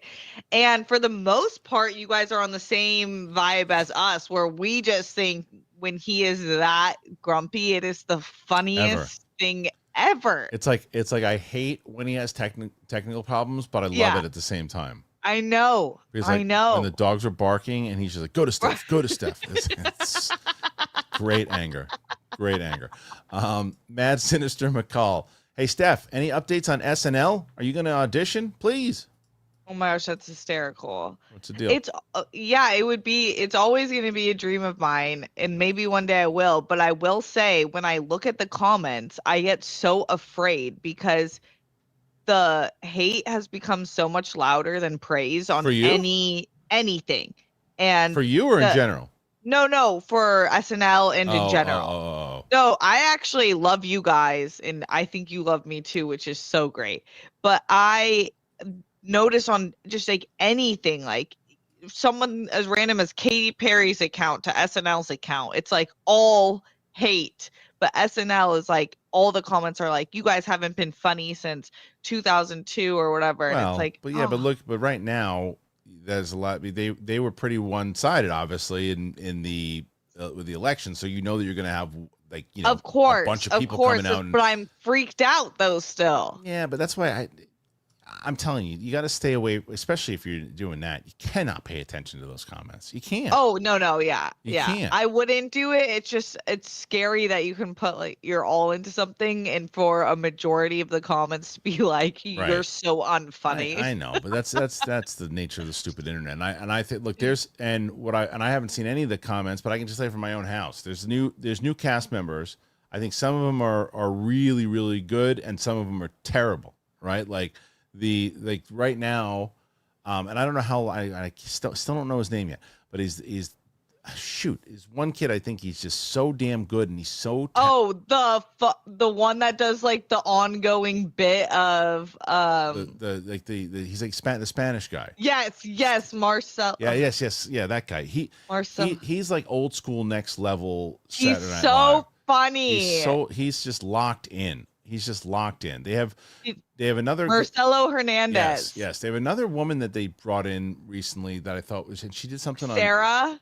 Is that her name? I don't know. Send me a picture of her via text, and I'll let you know that she was really good. She was good. And then there's a few other people that are just like, there's one guy who's just like reading the prompter. He doesn't have anything to say ever, and he's just not funny. I mean, he literally feels like just a guy that picked out of the audience every sketch, and he's just talking. I know, but I feel like sometimes with the new cast, they completely just make. No. There's a difference. Okay. There's a difference between when you're given nothing, but yet you still. There's no bad scripts, only bad actors. Because I'm telling you, like you think that? I'm telling you, like if they're bad scripts. But what I'm saying is this. I should say there's no small roles. There's small actors is what it comes down to. And it is a matter of take that one line and be memorable, or just deliver it. Don't be memorable because if you're just asking what's that red car over there, and I said, who's that guy asking about the red car? That's bad. If I notice you asking about the red car and it's bad, there's no world that guy's going to be on Saturday Night Live for more than a season. No, and if he is, he's somebody's like nephew or something. Yeah. I agree with you. That reminds me, I was randomly came. I was looking at Christine. Yes, the girl. Kristen Yeah, Melody. the girl you sent me the picture of is exactly who I was thinking. Okay, yeah, she's funny. She's really good. Sarah Sherman. Sarah I was Sherman. looking at Christina Melody videos, and she, because of Penguin, obviously, I'm just like on her jock so hard. And then I didn't realize, I'm a massive 30 Rock fan. I didn't realize she was Sexy Baby. Oh, was she? She was like this small role, Wow. but did she play the hell out of it? Well, like, I didn't realize and Kristen Milioti you're talking about, right? Oh yeah, Milioti, yeah. She was in Sopranos. I didn't know that either. Right. It's like she's been acting her face off. Did you know she was in The Sopranos? No. She was Johnny Sax's daughter or something. Okay, yeah, I didn't like realize what episode it was, but then I went down like what her IMDb, because I'm like, what have I missed her in? Yeah, one of her first roles was Sopranos. Because I had said on one of the episode reactions, I said, man, she would have been great in The Sopranos. And someone said she was in The Sopranos. Kenneth Colton. Christopher Nolan's cast for his next film is absolutely stacked. You get Tom Holland, Zendaya, Anne Hathaway, Matt Damon, Lupita Nyong'o, Robert Pattinson. It really is. It is because it's one of those things. And here's the difference. Here's what's going to happen. And this is what Nolan has over people, and why he's whatever this budget's going to be. It might be big for production side of it, but it's not going to be an inflated budget because of the actors. Now you can say, what are you talking about? Look at all those actors. It's going to cost so much. You're going to, because the difference is when the agents call up and they go, hey, you want Tom Holland in this role? Well, you got to pay him the same amount as so-and-so. You got to pay him this. You got to pay him that. Then you go, oh, but we don't know. Then you don't get Tom. See you later. The other side of that call this time goes, well, then Tom Holland doesn't get to be in a Christopher Nolan film. Right. That's and it's like, so either Tom Holland takes this, what we're offering him, or he doesn't do a Christopher Nolan film, and Jake Gyllenhaal is going to do it, or somebody else is going to do it. So, and right now, no one is Nina, and also they probably have a really good deal for residuals or whatever they're doing now with. They want to be in a Nolan film. That's the thing, is they all, because if you're getting $20 million a picture, which I don't know who's getting that right now, but if you're getting, like, let's say you're getting $10 million a picture, and your agent calls you and goes, hey, we have an offer, but it's for $3 million or $4 million. What's that? I don't know if I want to do that. It's a Nolan movie. I'll do it for $2 million. You know what I mean? Like, that's no, hell yeah. Especially with that cast. Yes. Like, you're of course going to be doing that. Yeah. So he's in a great spot right now. That's why the cast is stacked, because he can cast anyone as if it's a 1950s movie, he could cast Glenn Powell as a milkman for one scene. Yeah. And Glenn Powell will go, yes, okay, I'll do it. Oh yeah. So that's it. So is this 2 movies in that? Because I saw a short clip of Zendaya and Robert Pattinson filming together. Is that a different? I don't know. That might be a different movie. Yeah, because they haven't started filming, so they must be in 2 movies now together. Yeah, might be a different one. That's cool. Yeah. Melissa Byrne, who says, this is for you, Steph. Moana 2, the tracks are being done by Barlow and Bear. They did the unofficial Bridgerton musical. Have you heard that? So good.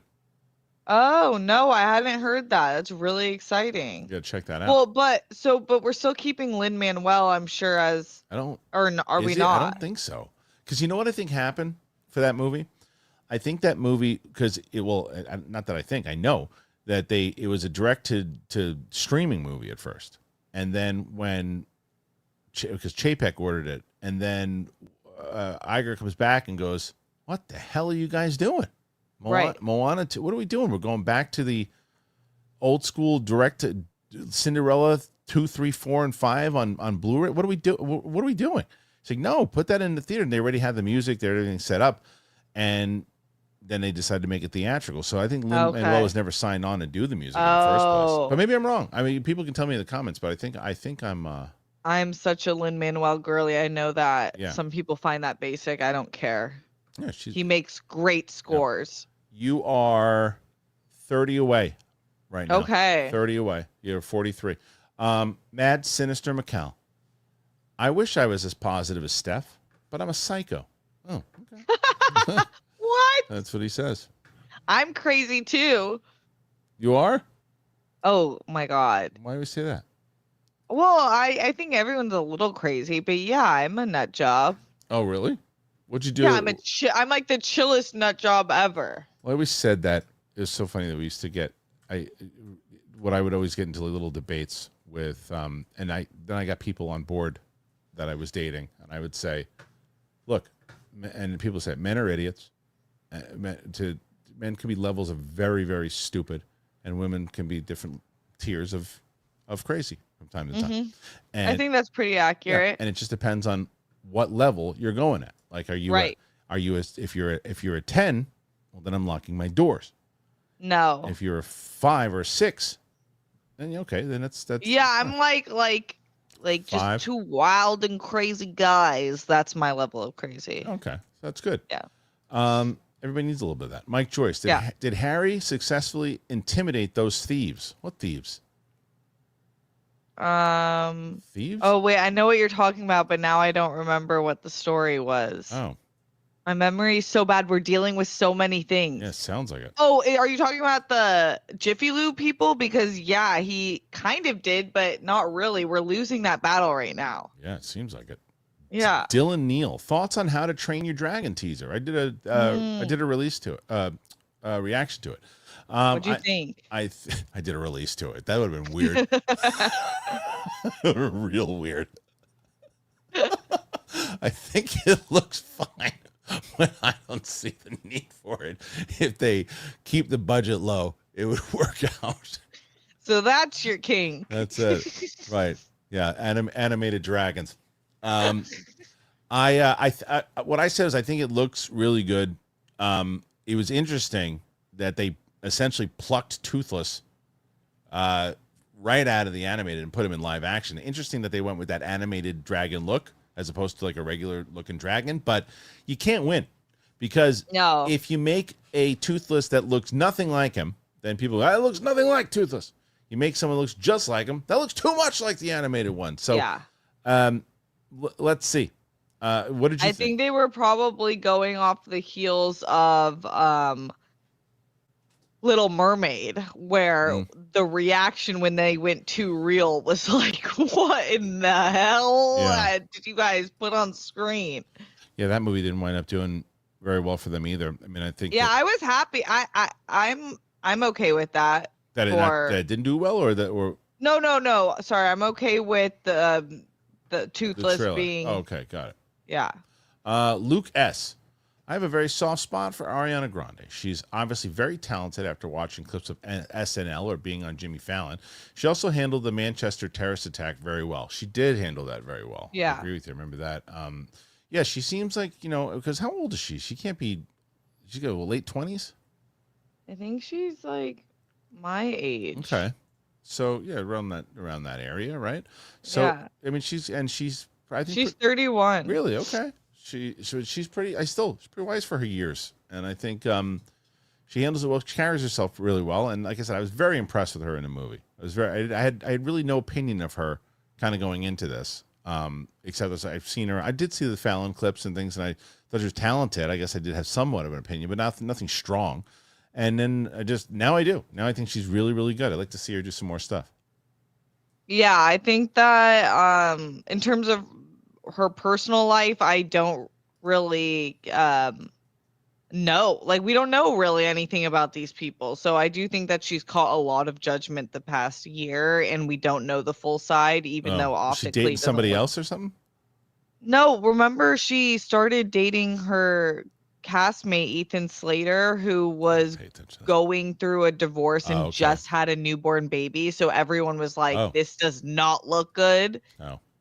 And then he got dragged. I can't believe we missed this. He got totally dragged. She's been getting dragged, everyone's calling her a homewrecker, and she just kept it pushing and is like, you guys don't know the full story, which could be absolutely true. So I think that I'm just gonna go with her talent and general vibe, which she seems really harmless. These stories are always there. Meg Ryan with the Russell Crowe and Dennis Quaid. Julia Roberts. Yeah. Same thing. So a lot that happens. It happens over in general, and then people make a big deal of it when it's happening, and then it goes away. And in this movie, like again, it's a matter of they're going to be talking about this movie right now. They're going to be talking about her relationship. And Right. And then if she has another relationship thing, they'll be talking about that. And then the next movie, and that's how this business works. Darth Archie. Hey, Steph, my human has black hair, gray streaks in the front. He hates it, but his wife won't let him color it because she says she put it in there and so it's hers. Thoughts? And Darth Archie's a dog. Oh, yeah. Your dog had. No. Darth Archie is a dog. He's a dog that knows how to type. He says my human. My human has black hair, gray streaks in the front. He hates it, but his wife won't let him color it because she says she put it in there and so it's hers. Thoughts? I guess she put it because of the stress. Oh, yeah. I think if she likes it, she likes it, right? Right. You just gotta be cool with it. I'd be cool with it. Shay Markel, I don't think superhero films killed cinema, but I don't know, man. I think I'm starting to agree with Tarantino. Superhero films may have killed the movie star. I don't think that superhero movies killed the movie star. I think that the continuation of, I just think that there's a matter, because it's not just that. It's like, it's the movie star in general. If you put anyone in the theater, whatever the genre is, people are more excited to see what the story is about, who's directing the story, than just going to see something because so-and-so is in it. Like that just stopped happening. Stopped happening in like the late 90s, like 2000s. It's like, there's like a matter of, there's only just so many people. I remember when Bruce Willis was a big movie star. We'd be like, what's going on with Bruce Willis has a new movie coming out. What is it? I don't know. Color of Night or something. Let's go see it. It's Bruce Willis. That doesn't happen anymore. Just doesn't happen. So I don't think it has nothing to do with I don't think it has anything to do with superhero movies. I disagree with Tarantino there. Yeah, I agree with you. Go Pipe. Power was out for 16 hours, but I came back just in time for the show. You're all a good luck charm. Good. I'm glad you're here every day, man. Yay. I really appreciate that. Yeah, I took some people were very kind yesterday, asking like where the show was and saying that they missed it. And I was like, well, I had to take the day off yesterday because I needed to go into the city. I didn't have time to pre-tape on the other day when I was trying to, but I didn't get a chance to do that. So, Mickey 17, they said got pushed again into March. Really? That's what they said. That's what they're saying. I think so. I don't know yet. So you might be right. I think I heard that too. First Rate Nate. I didn't say First Nate Rate this time. With How to Train Your Dragon live action coming soon and how perfect the original score was, one, will they reuse that score? Yeah, they already. I mean, you can already tell in the little teaser that they're using it. It's in there if you listen to it. And what do you want them to do with regard to the score? I think they should add some new things, but they should use the John Powell score for sure. Yeah, I completely agree with that. Yeah, I think they should. I think it's synonymous with the movie at this point. Okay, so next one, and we got 46 thus far as we're going through the super chats. And Shay Markel says, "Lighting with the yellow hair is cast in lightning, isn't it? Lightning." Lightning with the yellow hair is cast in Scream. That's from 1883. Yeah, you got to see it, Steph, before you know what the hell's going on there. Space Jesus. What's up, Space Jesus? The behind-the-scenes video of Colin Farrell in the penguin costume speaking in his own voice feels illegal. Did you see this? Oh, yes. I saw that. That was Great. hysterical. He's giving a whole speech in his regular voice. That was hysterical. So good. It's so good. Day Napper. Oh, look, another week, another Star Wars announcement. Is there another Star Wars announcement? Or are you saying Visions? Or is it just Visions? Maybe okay. Visions. That's a good one at least. That's okay. That's a good announcement. It's funny because I could not get anything out of Jaleel White about Skeleton Crew. I tried for quite a bit. He wouldn't talk about it, but I know I missed a few. There was a couple, but he said you said I missed a lot lately. I missed like 2 days because the chat was all messed up. It's like, come on, Mike, be better. Come on. Christopher Carrillo, Kristian, why are you not talking Arcane season 2? Isha, you're a boss queen. I'm sorry, Jinx. Also, Silo season 2 is kind of boring right now. So the reason I'm not watching it is the reason I'm not talking about it is I haven't watched it yet because my goal, Chris, was to try to actually react to it and my daughter's already watched 3 episodes of it, And I'm like, I'm trying to, like, every damn time, like so it's 2:30 already. Like, I've got, when I'm done here today, I got to shoot one more video for the other channel. I got to shoot my Wicked non-spoiler review. That'll push me into like 4:15. Then I'm going to edit the Jaleel interview, and that'll probably take me to just around 6 o'clock. So there's no world where I'm going to be able to get to a reaction today. So it's a matter of, can I get to it? And it's on there. And I'm trying to. If it gets too far away to where it's like nobody's gonna be caring about watching the reactions anymore, then I'm just gonna watch it and then give my review after I see it. But I will. I'm definitely gonna watch it. You're all caught up? Yeah, of course. Yeah. Like one of my favorite shows ever, and I'm great. So curious what your thoughts on this season are, because it's clearly they decided this was their last season. Yeah. But there's so much story to tell. Okay. Buster Barnes. So the Superman trailer is being released February alongside Mufasa, which is coming out in June. You'll listen to this whole thing. It's great. Thank you. So the Superman trailer is being released February alongside Mufasa, which is coming out in June, all before Superman, which is coming out July 2021. Is that right? July 2021. Like I said. Like you said. Andrew, that was the best. It was the best. Armada, any difference for community member badge versus Patreon member? Also, why do you not use Streamlabs for donated messages?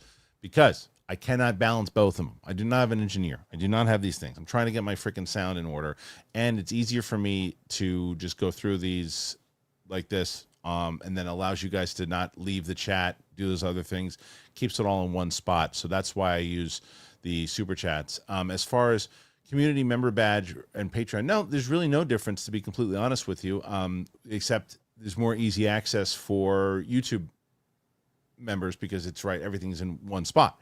But there's no like different things. Like everything that the patrons have, members have. Everything the members have, patrons have. So it's just a matter of where you prefer to be. But no, everybody gets the same thing. Okay. And we just start putting our unedited reactions up on the membership stuff too. Gay Lord of the Rings. Thoughts on Heretic. I just saw it and I love it. I have not watched it yet, but I'm going to see it soon. Did you see that one, Steph? No. That's the one with Hugh Grant. No, I haven't seen it. It looks really scary. Yeah, it's probably pretty creepy. So Armada. So bad, so good movie for me.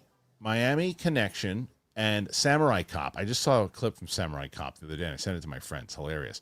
Double Toasted roasted the hell out of those films. Hilarious. I'd love to see Double Toasted's review of Samurai Cop. Have you ever seen the clips from Samurai Cop? Oh my God, Steph, you lose your mind. So it's really, really funny. Like Beverly Hills Ninja. Here's our buddy, Tyrone. Have you watched any Bollywood movies? Steph, you have, right?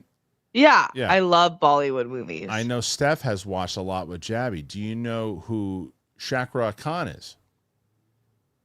Do you? I don't. Yeah, you're about. There's like 3 main cons.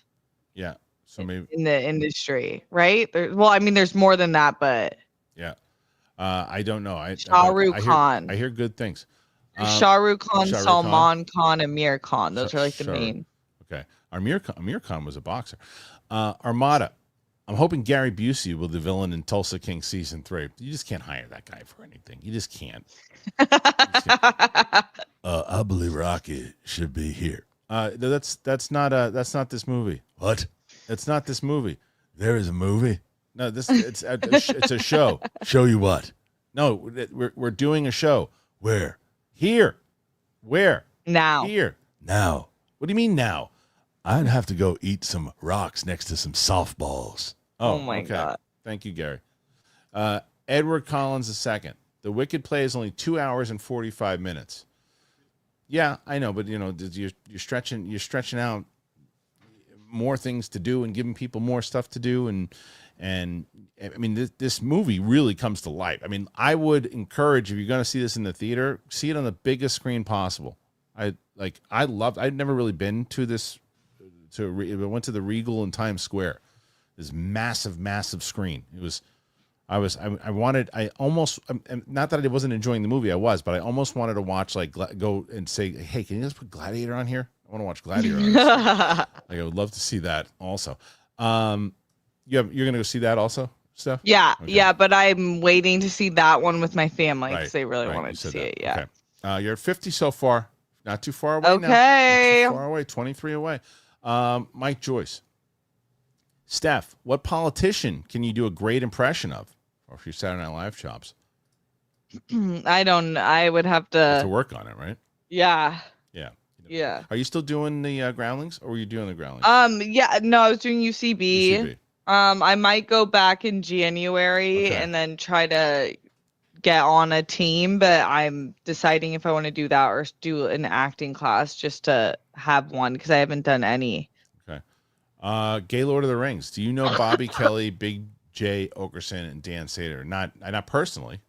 No, not personally, but I'm getting. You know what sucks is that I got pitched a few really good comedians to do the show, and I'm hesitant. I'm hesitant to do it because why? Because Sam Morril is one of the hottest comedians out right now.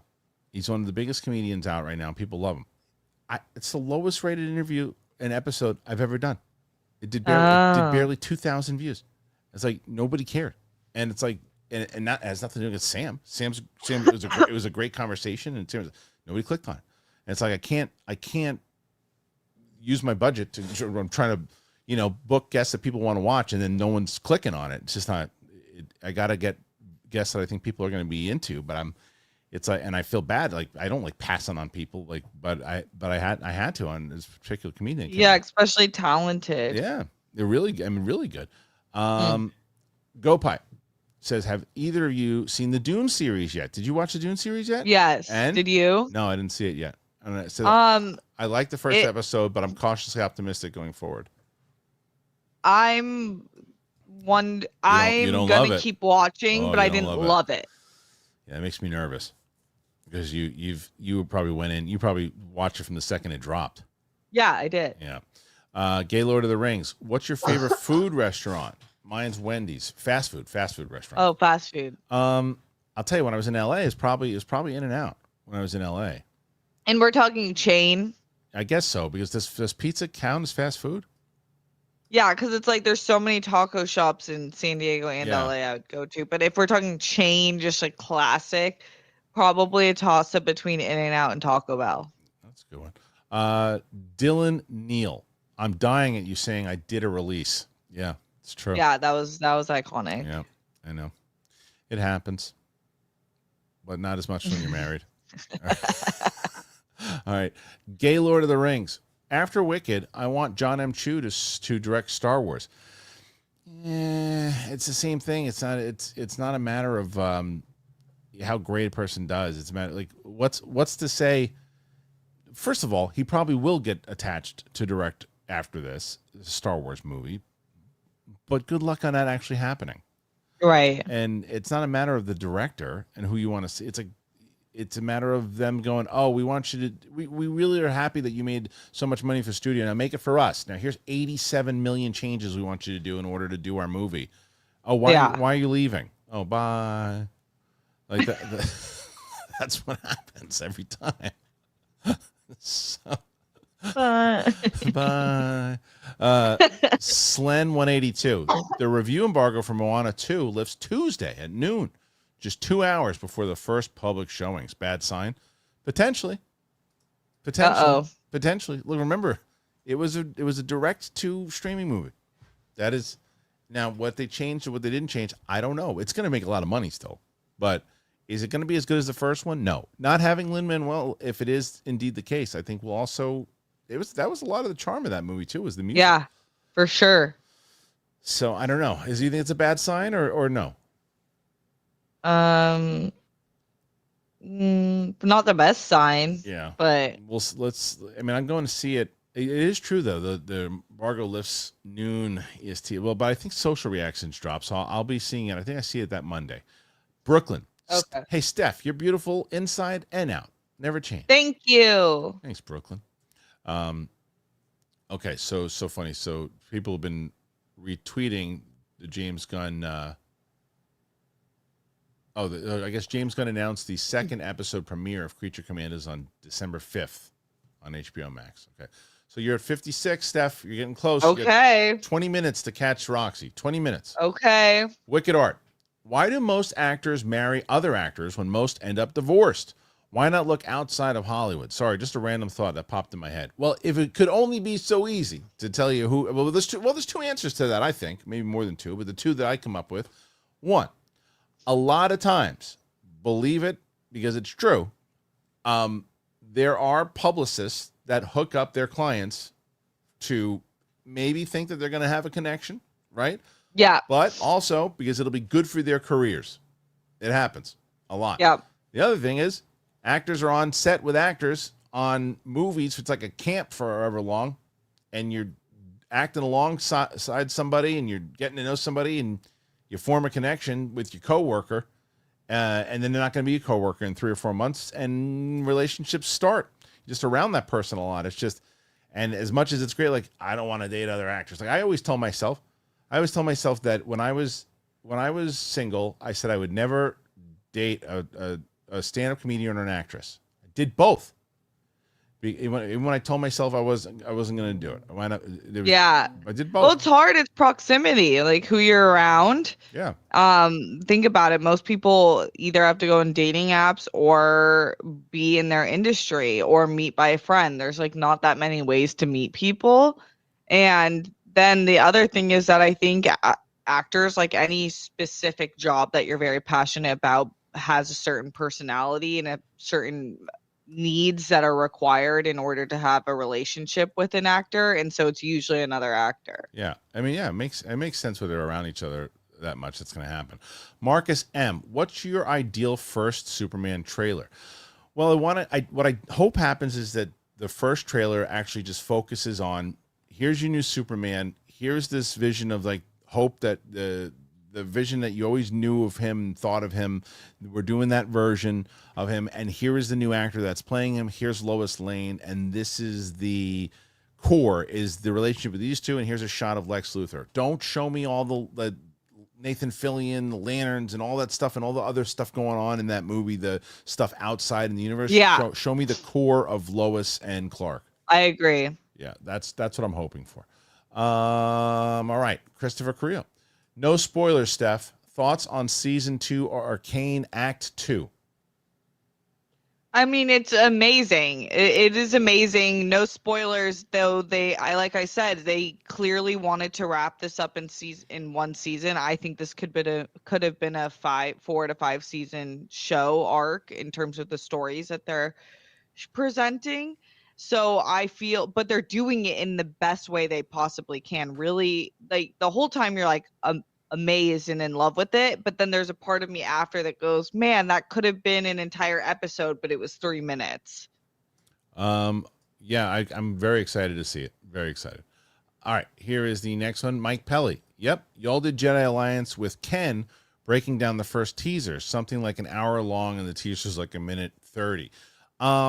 Okay, no, you had just mentioned you watched that on AMC because that wasn't on AMC. That show was on Popcorn Talk. But yeah, so I mean, I believe it because we did. I think we did a couple breakdowns. I remember doing breakdowns on that, breakdowns on AMC, breakdowns on Fandango. I mean, it was everywhere. It was everywhere. Shay Markel. Hey guys, how important is it the main characters in a TV show or movie have redeeming qualities in order for you to enjoy it? Redeeming quality. I mean, it just depends on. I mean, did Tony Soprano have redeeming qualities? I mean, I guess he cared about his family, his real family. You know, he took care of his. He was a loving father, right? Same thing goes for Walter White. I'm not saying the choices they did to protect their families were the right choices to make, but are there redeeming qualities for any of these characters? I guess in some aspect they have to have some, in order to like them. That's why I'm not to say that I wouldn't like it, but I from what I hear, did you watch Succession? No. Okay, so what I hear about Succession is that nobody was likable, and I'm like, with no redeeming qualities. I'm like, why? I don't know if I want to watch that. That might be the wrong choice, but how do you feel about that stuff? Yeah, I guess it's more bias. It's not about because redeeming qualities, I think, is a bias thing. Like what someone finds redeeming and what someone for me, a redeeming enough qualities if they're funny. Yeah. And that's not necessarily redeeming in the way that I think you mean, like they have, like Oz had his mom, Right, but then you right. realize he's irredeemable. But That's the whole true. time you're kind of hanging on to that because there is that factor. Well, I guess Penguin's is a great call because I don't know what there is.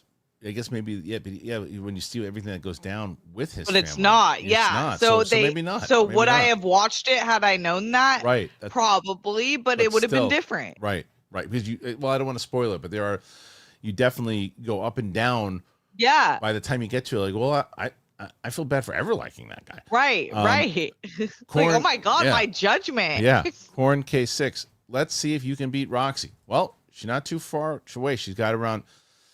I mean, we got 15 minutes left, and she's at 58. She has to tie at 73. So we'll see if she can do it. Shay Markel.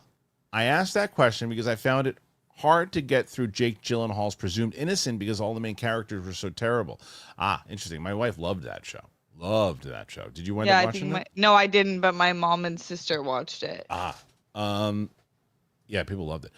Corn K6. SEN Christmas Part 2. Did we do a Christmas? Did you guys? Oh, you did a Christmas one? I don't know. Sure did we? I don't think so. You didn't. Yeah, I don't think so. That's not to say that it was someone. I mean, Luke told me yesterday that I did a Thanksgiving episode last year, and I go, I did. He's like, yeah. He's like, you guys talking about people shitting their pants on Disneyland or something. It was me and Brett. So, and then I looked and I was like, I remember that episode, and I didn't realize it was Thanksgiving. Nice Thanksgiving choice by me. Yeah, real classy. Really classy. Armada Dice on IG calling a bald dude egg yolk in an airport on a new IG post. Also, have you met Eleanor? Yeah, I know Eleanor's a very good friend of mine. Eleanor Kerrigan before. She's funny. She's a very good friend of mine, Eleanor. I love Eleanor. So yeah, Dice is the best. Have you watched his IG stuff? No. Oh my God, Steph. He goes up because he's very self-aware, right? Like, you got to remember, Andrew Dice Clay was one of the biggest comedians, like maybe ever. Like in 1990, he was selling out Madison Square Garden way before anybody else was. No, there weren't comedians that were selling out Madison Square Garden, and Dice did it. He was massive, and then he's actually like the first person I really remember in the media getting canceled by. Right, like, people got just crazy. Then he had a resurgence with a bunch of different things. And then a good actor too. He was in Star is Born and a bunch of other things. But anyway, he on Instagram, he goes up to people in the city, and he just goes, "Hey, you the one that wanted the picture?" And like, none of these people know who he is, and he's like, "Yeah, it's fine. Give me the picture." And they're like, "No, leave me alone." He's like, "Yeah, I'll do one. I normally don't do it, but I'll do one now." And apparently he calls the guy egg yolk. But Eleanor and him, they were together romantically for a while, but now they're like really good friends. But she's always with him, and the way their back and forth is just incredible. And Eleanor was a waitress at the Comedy Store when I was there, and she's like she was a sweetheart. And I loved Eleanor. She's always, every time it was funny because I saw her last time I was at the Comedy Store. It was me, her, and Ingram. We were just kind of bullshitting back and forth, and yeah, I love it. I if I see her at the Comedy Store when I'm there, I always take time out to have she used to live in the same block as me too. I love Eleanor. Great. Okay. Next one, again, Gay Lord of the Rings. Do you think Wicked or Gladiator 2 will crack $1 billion? Out of the two of them, Wicked has the better shot. I don't know if it will. I don't know. Are there any movies that are 2 hours and 45 minutes? Well, I was going to say that hit a bill. It was Avatar. Endgame, right? Endgame. Yeah, it was close to it, right? So that long. It's got a shot, but I don't know. I don't think it's going to. I think you're looking at between 600 to 700 for Wicked. Which will be a pretty big number. But no, Gladiator 2 won't get to $1 billion. No. Do you think either one of those are going to hit $1 billion? No. That's so hard. I know it's becoming more attainable, but it's still like everything has to line. In like Jurassic Park, one of those, not the originals, but the newer ones did. So it's like not necessarily the test of what's the greatest movies. Right. That's true. Armada, Dice talking to Billy Joel on IG is funny. I'd love to see that too. Yeah, I gotta tune back in. I would send, when Brett was here working on the studio, we would send those dice ones back and forth, cracking each other up. Armada saw Dice and Eleanor in Sarasota last year. Funny as fuck. Yeah, they're great. I've told this story before. Did I tell you the Dice story about me, Steph, when I first got out to the Comedy Store? Because like I don't think so. I was a big Dice fan as a kid, so like when I was hanging out at the Comedy Store before I was a regular, I had a friend, my friend Christy Miller was friends with him. So she's like, I can get you. She said, why don't you come in the back and I'll introduce you to him. So I met him that night, and we were going back and forth, and that was kind of like a one-off. But then fast forward, and that was probably about 2 years before I got made a regular. And then I got made a regular, and I'll never forget, in the way that the original room works, you've been in the OR, but like the OR works where they have a bunch of comedians throughout the night, and there's no host. The comedian brings the next comedian up. So I remember being up on stage getting ready to go up on stage, and Dice was up, because Dice would just pop in. Maybe he'd be on the lineup that night, or maybe he'd just pop in. So he popped in, and he was doing, and he's like, all right, who's fucking next? Right. And so Jeff, my late great friend Jeff, was like, he goes, it's Kristian Harloff. And he goes, oh man, you're going to love this guy. This next guy, you've seen this guy from everywhere, from Saturday Night Live to Johnny fucking Carson. This guy's everywhere. Kristian Harloff. And oh my God. I loved it. That's amazing. It was the best. Do you have it on? No. It was that would be the best. It was. I had a Kool-Aid smile on my face the entire time I was on stage. It was. There was nothing. I had a good set that night too. But even if I would have bombed, I would have been had a good time doing it. Best. I think the first like 3 minutes was just me talking about how that was the best. It was the best. Pete Parker, 2288. What's going on with Jay Leno? The poor guy can't catch a break. He fell down a 60-foot hill. I just saw that. Then he did his set right after. The guy is dedicated. That he is. I mean, that's his work. Did you see his face? No. Oh my God! It's like his whole side of he's a 7-year-old man. His whole side of his face is just like blown out. These guys falling down. Oh my God! I just saw. What is he? I don't know what he's doing. He fell down a hill. I don't know what he's doing. Oh my God! Yeah. Christopher Grillo, about to watch Gladiator 2. Is Nosferatu better? I mean, it's so different movie. As a solid film, yeah, I think Nosferatu is the better film. Gladiator 2 is the spectacle, right? Gladiator 2 is a spectacle. It's like the more mainstream movie where if I feel like, Chris, you're a film guy, right? If you're going to compare and go, what's the better film? There's not going to be a comparison. Nosferatu is the better film, but Gladiator 2 is it's a spectacle, and that's what you want. Jared Guffey, I love you all so much. Who are you thankful for? Well, my family, of course. My two lovely daughters, yeah, and my wife. So there you go. Okay.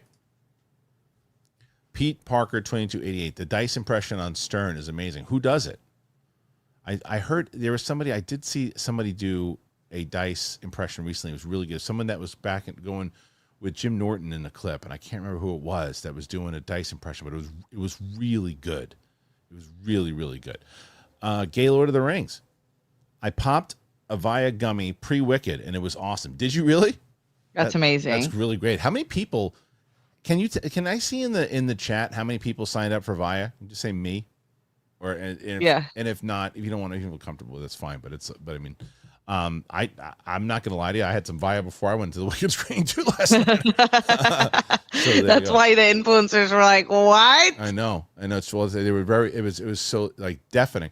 All right, Steph. All right, so you tell me what you want to do here, because we have 5 minutes to wrap, right? And you're at 65. So you've got to hit around 8 to tie. 8 to tie. So you want to stick around for 5 more minutes? See what happens? We can, but I'm okay. I'm okay with giving the week to Rocks. Well, you don't. That ain't guarantee. You got Coy and Winston coming on tomorrow. Oh yeah, you're right. You're right. She didn't win nothing yet. She didn't win. You're right. It's not Friday. It's 66 now. RQMD SMD just put in 10. Hi. So what we'll talk about? What are you going to see? You're going to see this weekend. Are you going to go see Wicked? You have your tickets? Yes, I have my tickets. You have your tickets already. Okay, and then you're waiting for your family to see Gladiator. We have our tickets too, but we're going on next, I think, Wednesday. So not too long, just a few days after. Got it. Darth Archie. I miss theaters curtains opening when the movie is about to start. Something about that always made the experience feel more special. Thoughts? I agree with you. Like there was at the That's why I used to love going to the the El Capitan. Mm-hmm. El Capitan they play the piano right or the organ beforehand and the things move open. It's so cool. It would. I mean, I'm telling you, maybe it's just because it's recency bias. I think that Regal in Times Square, that particular screening room, might be my favorite theater. Wow. I was like, I couldn't believe how big the screen was, how great the sound was. It was awesome. And I'm an AMC guy. I love the AMC theaters, but this yeah, Regal I'm doing stream, AMC. Oh, it's so good. It was so good. Jared Guffey, what are y'all watching this weekend? I'm probably gonna try Tulsa King a couple episodes. What do you think? Yeah, I'm doing Wicked, Arcane. My camera's killing me. Arcane, the final 3 episodes, and then I'm watching Cross on Amazon. Oh, how Prime. is that? It's good. Yeah, it's not like mind blowing. The Aldous Hodge, the star, is by far the star. Yeah. Like he is the show. The reason you watch. Some of the writing is a little weak, but it's a fun detective mystery. So we're into it. Harry really likes it. So and then I think was last week the finale of Tulsa King. If so, we're wrapped on that. And that's the main hitter. Oh, and Silo tonight. And Silo. Okay. I want to check that also. Yeah. Oh, Steph, they're pushing for you now. Okay. Joey Pedras, choices for a musical double feature. Well, I'd probably throw Grease in there for sure. I'm trying to think. I mean, there's some other. Oh, and South Park the musical. South Park. That's a classic. It's a great musical. Love that one. Yeah. I live action musicals. No. It could be. I mean, I said South Park, so. Okay. I would do. I'm so excited about Wicked. It's always been one of my favorite soundtracks, and I told you I love Lin-Manuel. Hamilton slaps. It's a good one too. Yeah. I mean, you know what's funny is that could you, if we're including not live action, could you include Beauty and the Beast or Little Mermaid as musicals? That's interesting. I feel like there wasn't enough song. Really? I mean, look how many songs are inside of. Yeah, I guess then. Yeah. I don't know what the rules are, but I think anything with a song performed by a person in the movie is now musical. It just depends. So you got, let's see, you're at 70. So you have 3 to tie. Okay. Let me confirm that's 3 to tie. Because then there'd be wait. No, I might be wrong. I might be actually. Was it? Oh no, 2 to tie. 72. Not 73. 72. So 3 to win, 2 to tie, with 1 minute. Well, now it's 71, Steph. 71. Wow. 71. So, Corn K6. SEN Christmas is where we did the 12 Days of Christmas. It was beautiful. I don't remember it. I don't remember that. Was I on that sounds show? Fun. I don't remember if I was on the show. It's crazy how, like, you've done so many of these freaking things. It's like they did 12 Days of Christmas. Nobody remembers shit. Yeah. All right, 71. I'll give we'll give you about a minute or so here to see if you can catch up. But what's going on in the world, girls? We have a IRL coming out next week, and then we'll be back on Wednesdays for the remainder of the year. Amazing. So I'm trying to figure out what I'm doing as far as pre-taping and all that, and then we got a bunch of different reactions that we got going on. Let's say, okay, Steph, you tied. Okay. So Armada bought Ford Fairlane on Blu-ray. Let's effing go. Yes, I love that. Oh, you won. 74. So Corn K6, LOL, you were never back in those days. Okay, so I wasn't on those. Okay. Let's see. And now Christopher Carrillo, do you think Dune 2 could win Best Picture? Do you still think? I think it could. It's going to be hard because it came out in March. It'll be hard. Yeah. It says Nora was good, not great. I want to see Jesse Eisenberg movie. Yeah, and some other movies too. Yeah, I'm gonna see that. I'm gonna see a bunch of those. I did watch. I want to catch up on all the ones that I missed that are getting all the buzz. Yeah, same. Do you think Dune 2 could do it? I think it could. It's still my favorite right now, but usually my favorite isn't lined up unless it was Everything Everywhere or Parasite. But I do think that it could be there. But yeah, March is tough to keep that buzz for the entire year. It's gonna be hard. Some support coming in from some other people here. Wicked Art, Haskell, and then Gopai says, "Did you watch Shameless?" I watched the first season. I fell off before the last few seasons because I couldn't stand Frank anymore. Although I was still enjoying the other parts. I watched the first season and couldn't tell you enough about it. Did you watch that show? No, I never watched it. Okay. Gay Lord of the Rings giving some support, and then Mike Pelly. Are you all into 4K discs? I'm low key getting obsessed. I do like it. I do like them, and I like when people, like a lot of times studios will send some of them, and I like having them because you just never can trust digital. You never know what's going to happen. If the system's going to go down. You know, it's like so. I like having hard copies. All right, Steph. So now it's up to Winston and Coy. You've once again put yourself in a position to win the week. At 79. So you're at 79. Keep me there. You've knocked Roxy and Brett off of their perch. And now only Coy and Winston can defeat you. So we shall see. It might be a good week for you again, or it might be a good week for the guys on the show tomorrow. But nonetheless, we had a great show here today. Thank you for everybody who put in their super chats, for people who were commenting. All that. Thank you to my wonderful co-host, StephSabraw. Steph, have a great day. And everybody else, Apple Podcasts, Spotify, anywhere podcasts are found. Thank you for joining us on the show. Check out the Clips channel. Make sure you tune in to the Jaleel White episode when it comes out. I'm going to put that up on Tuesday next week with Roxy and Brett not going to be here. So thank you guys. Really appreciate you. We'll see you on the flip side. Bye-bye. Bye-bye.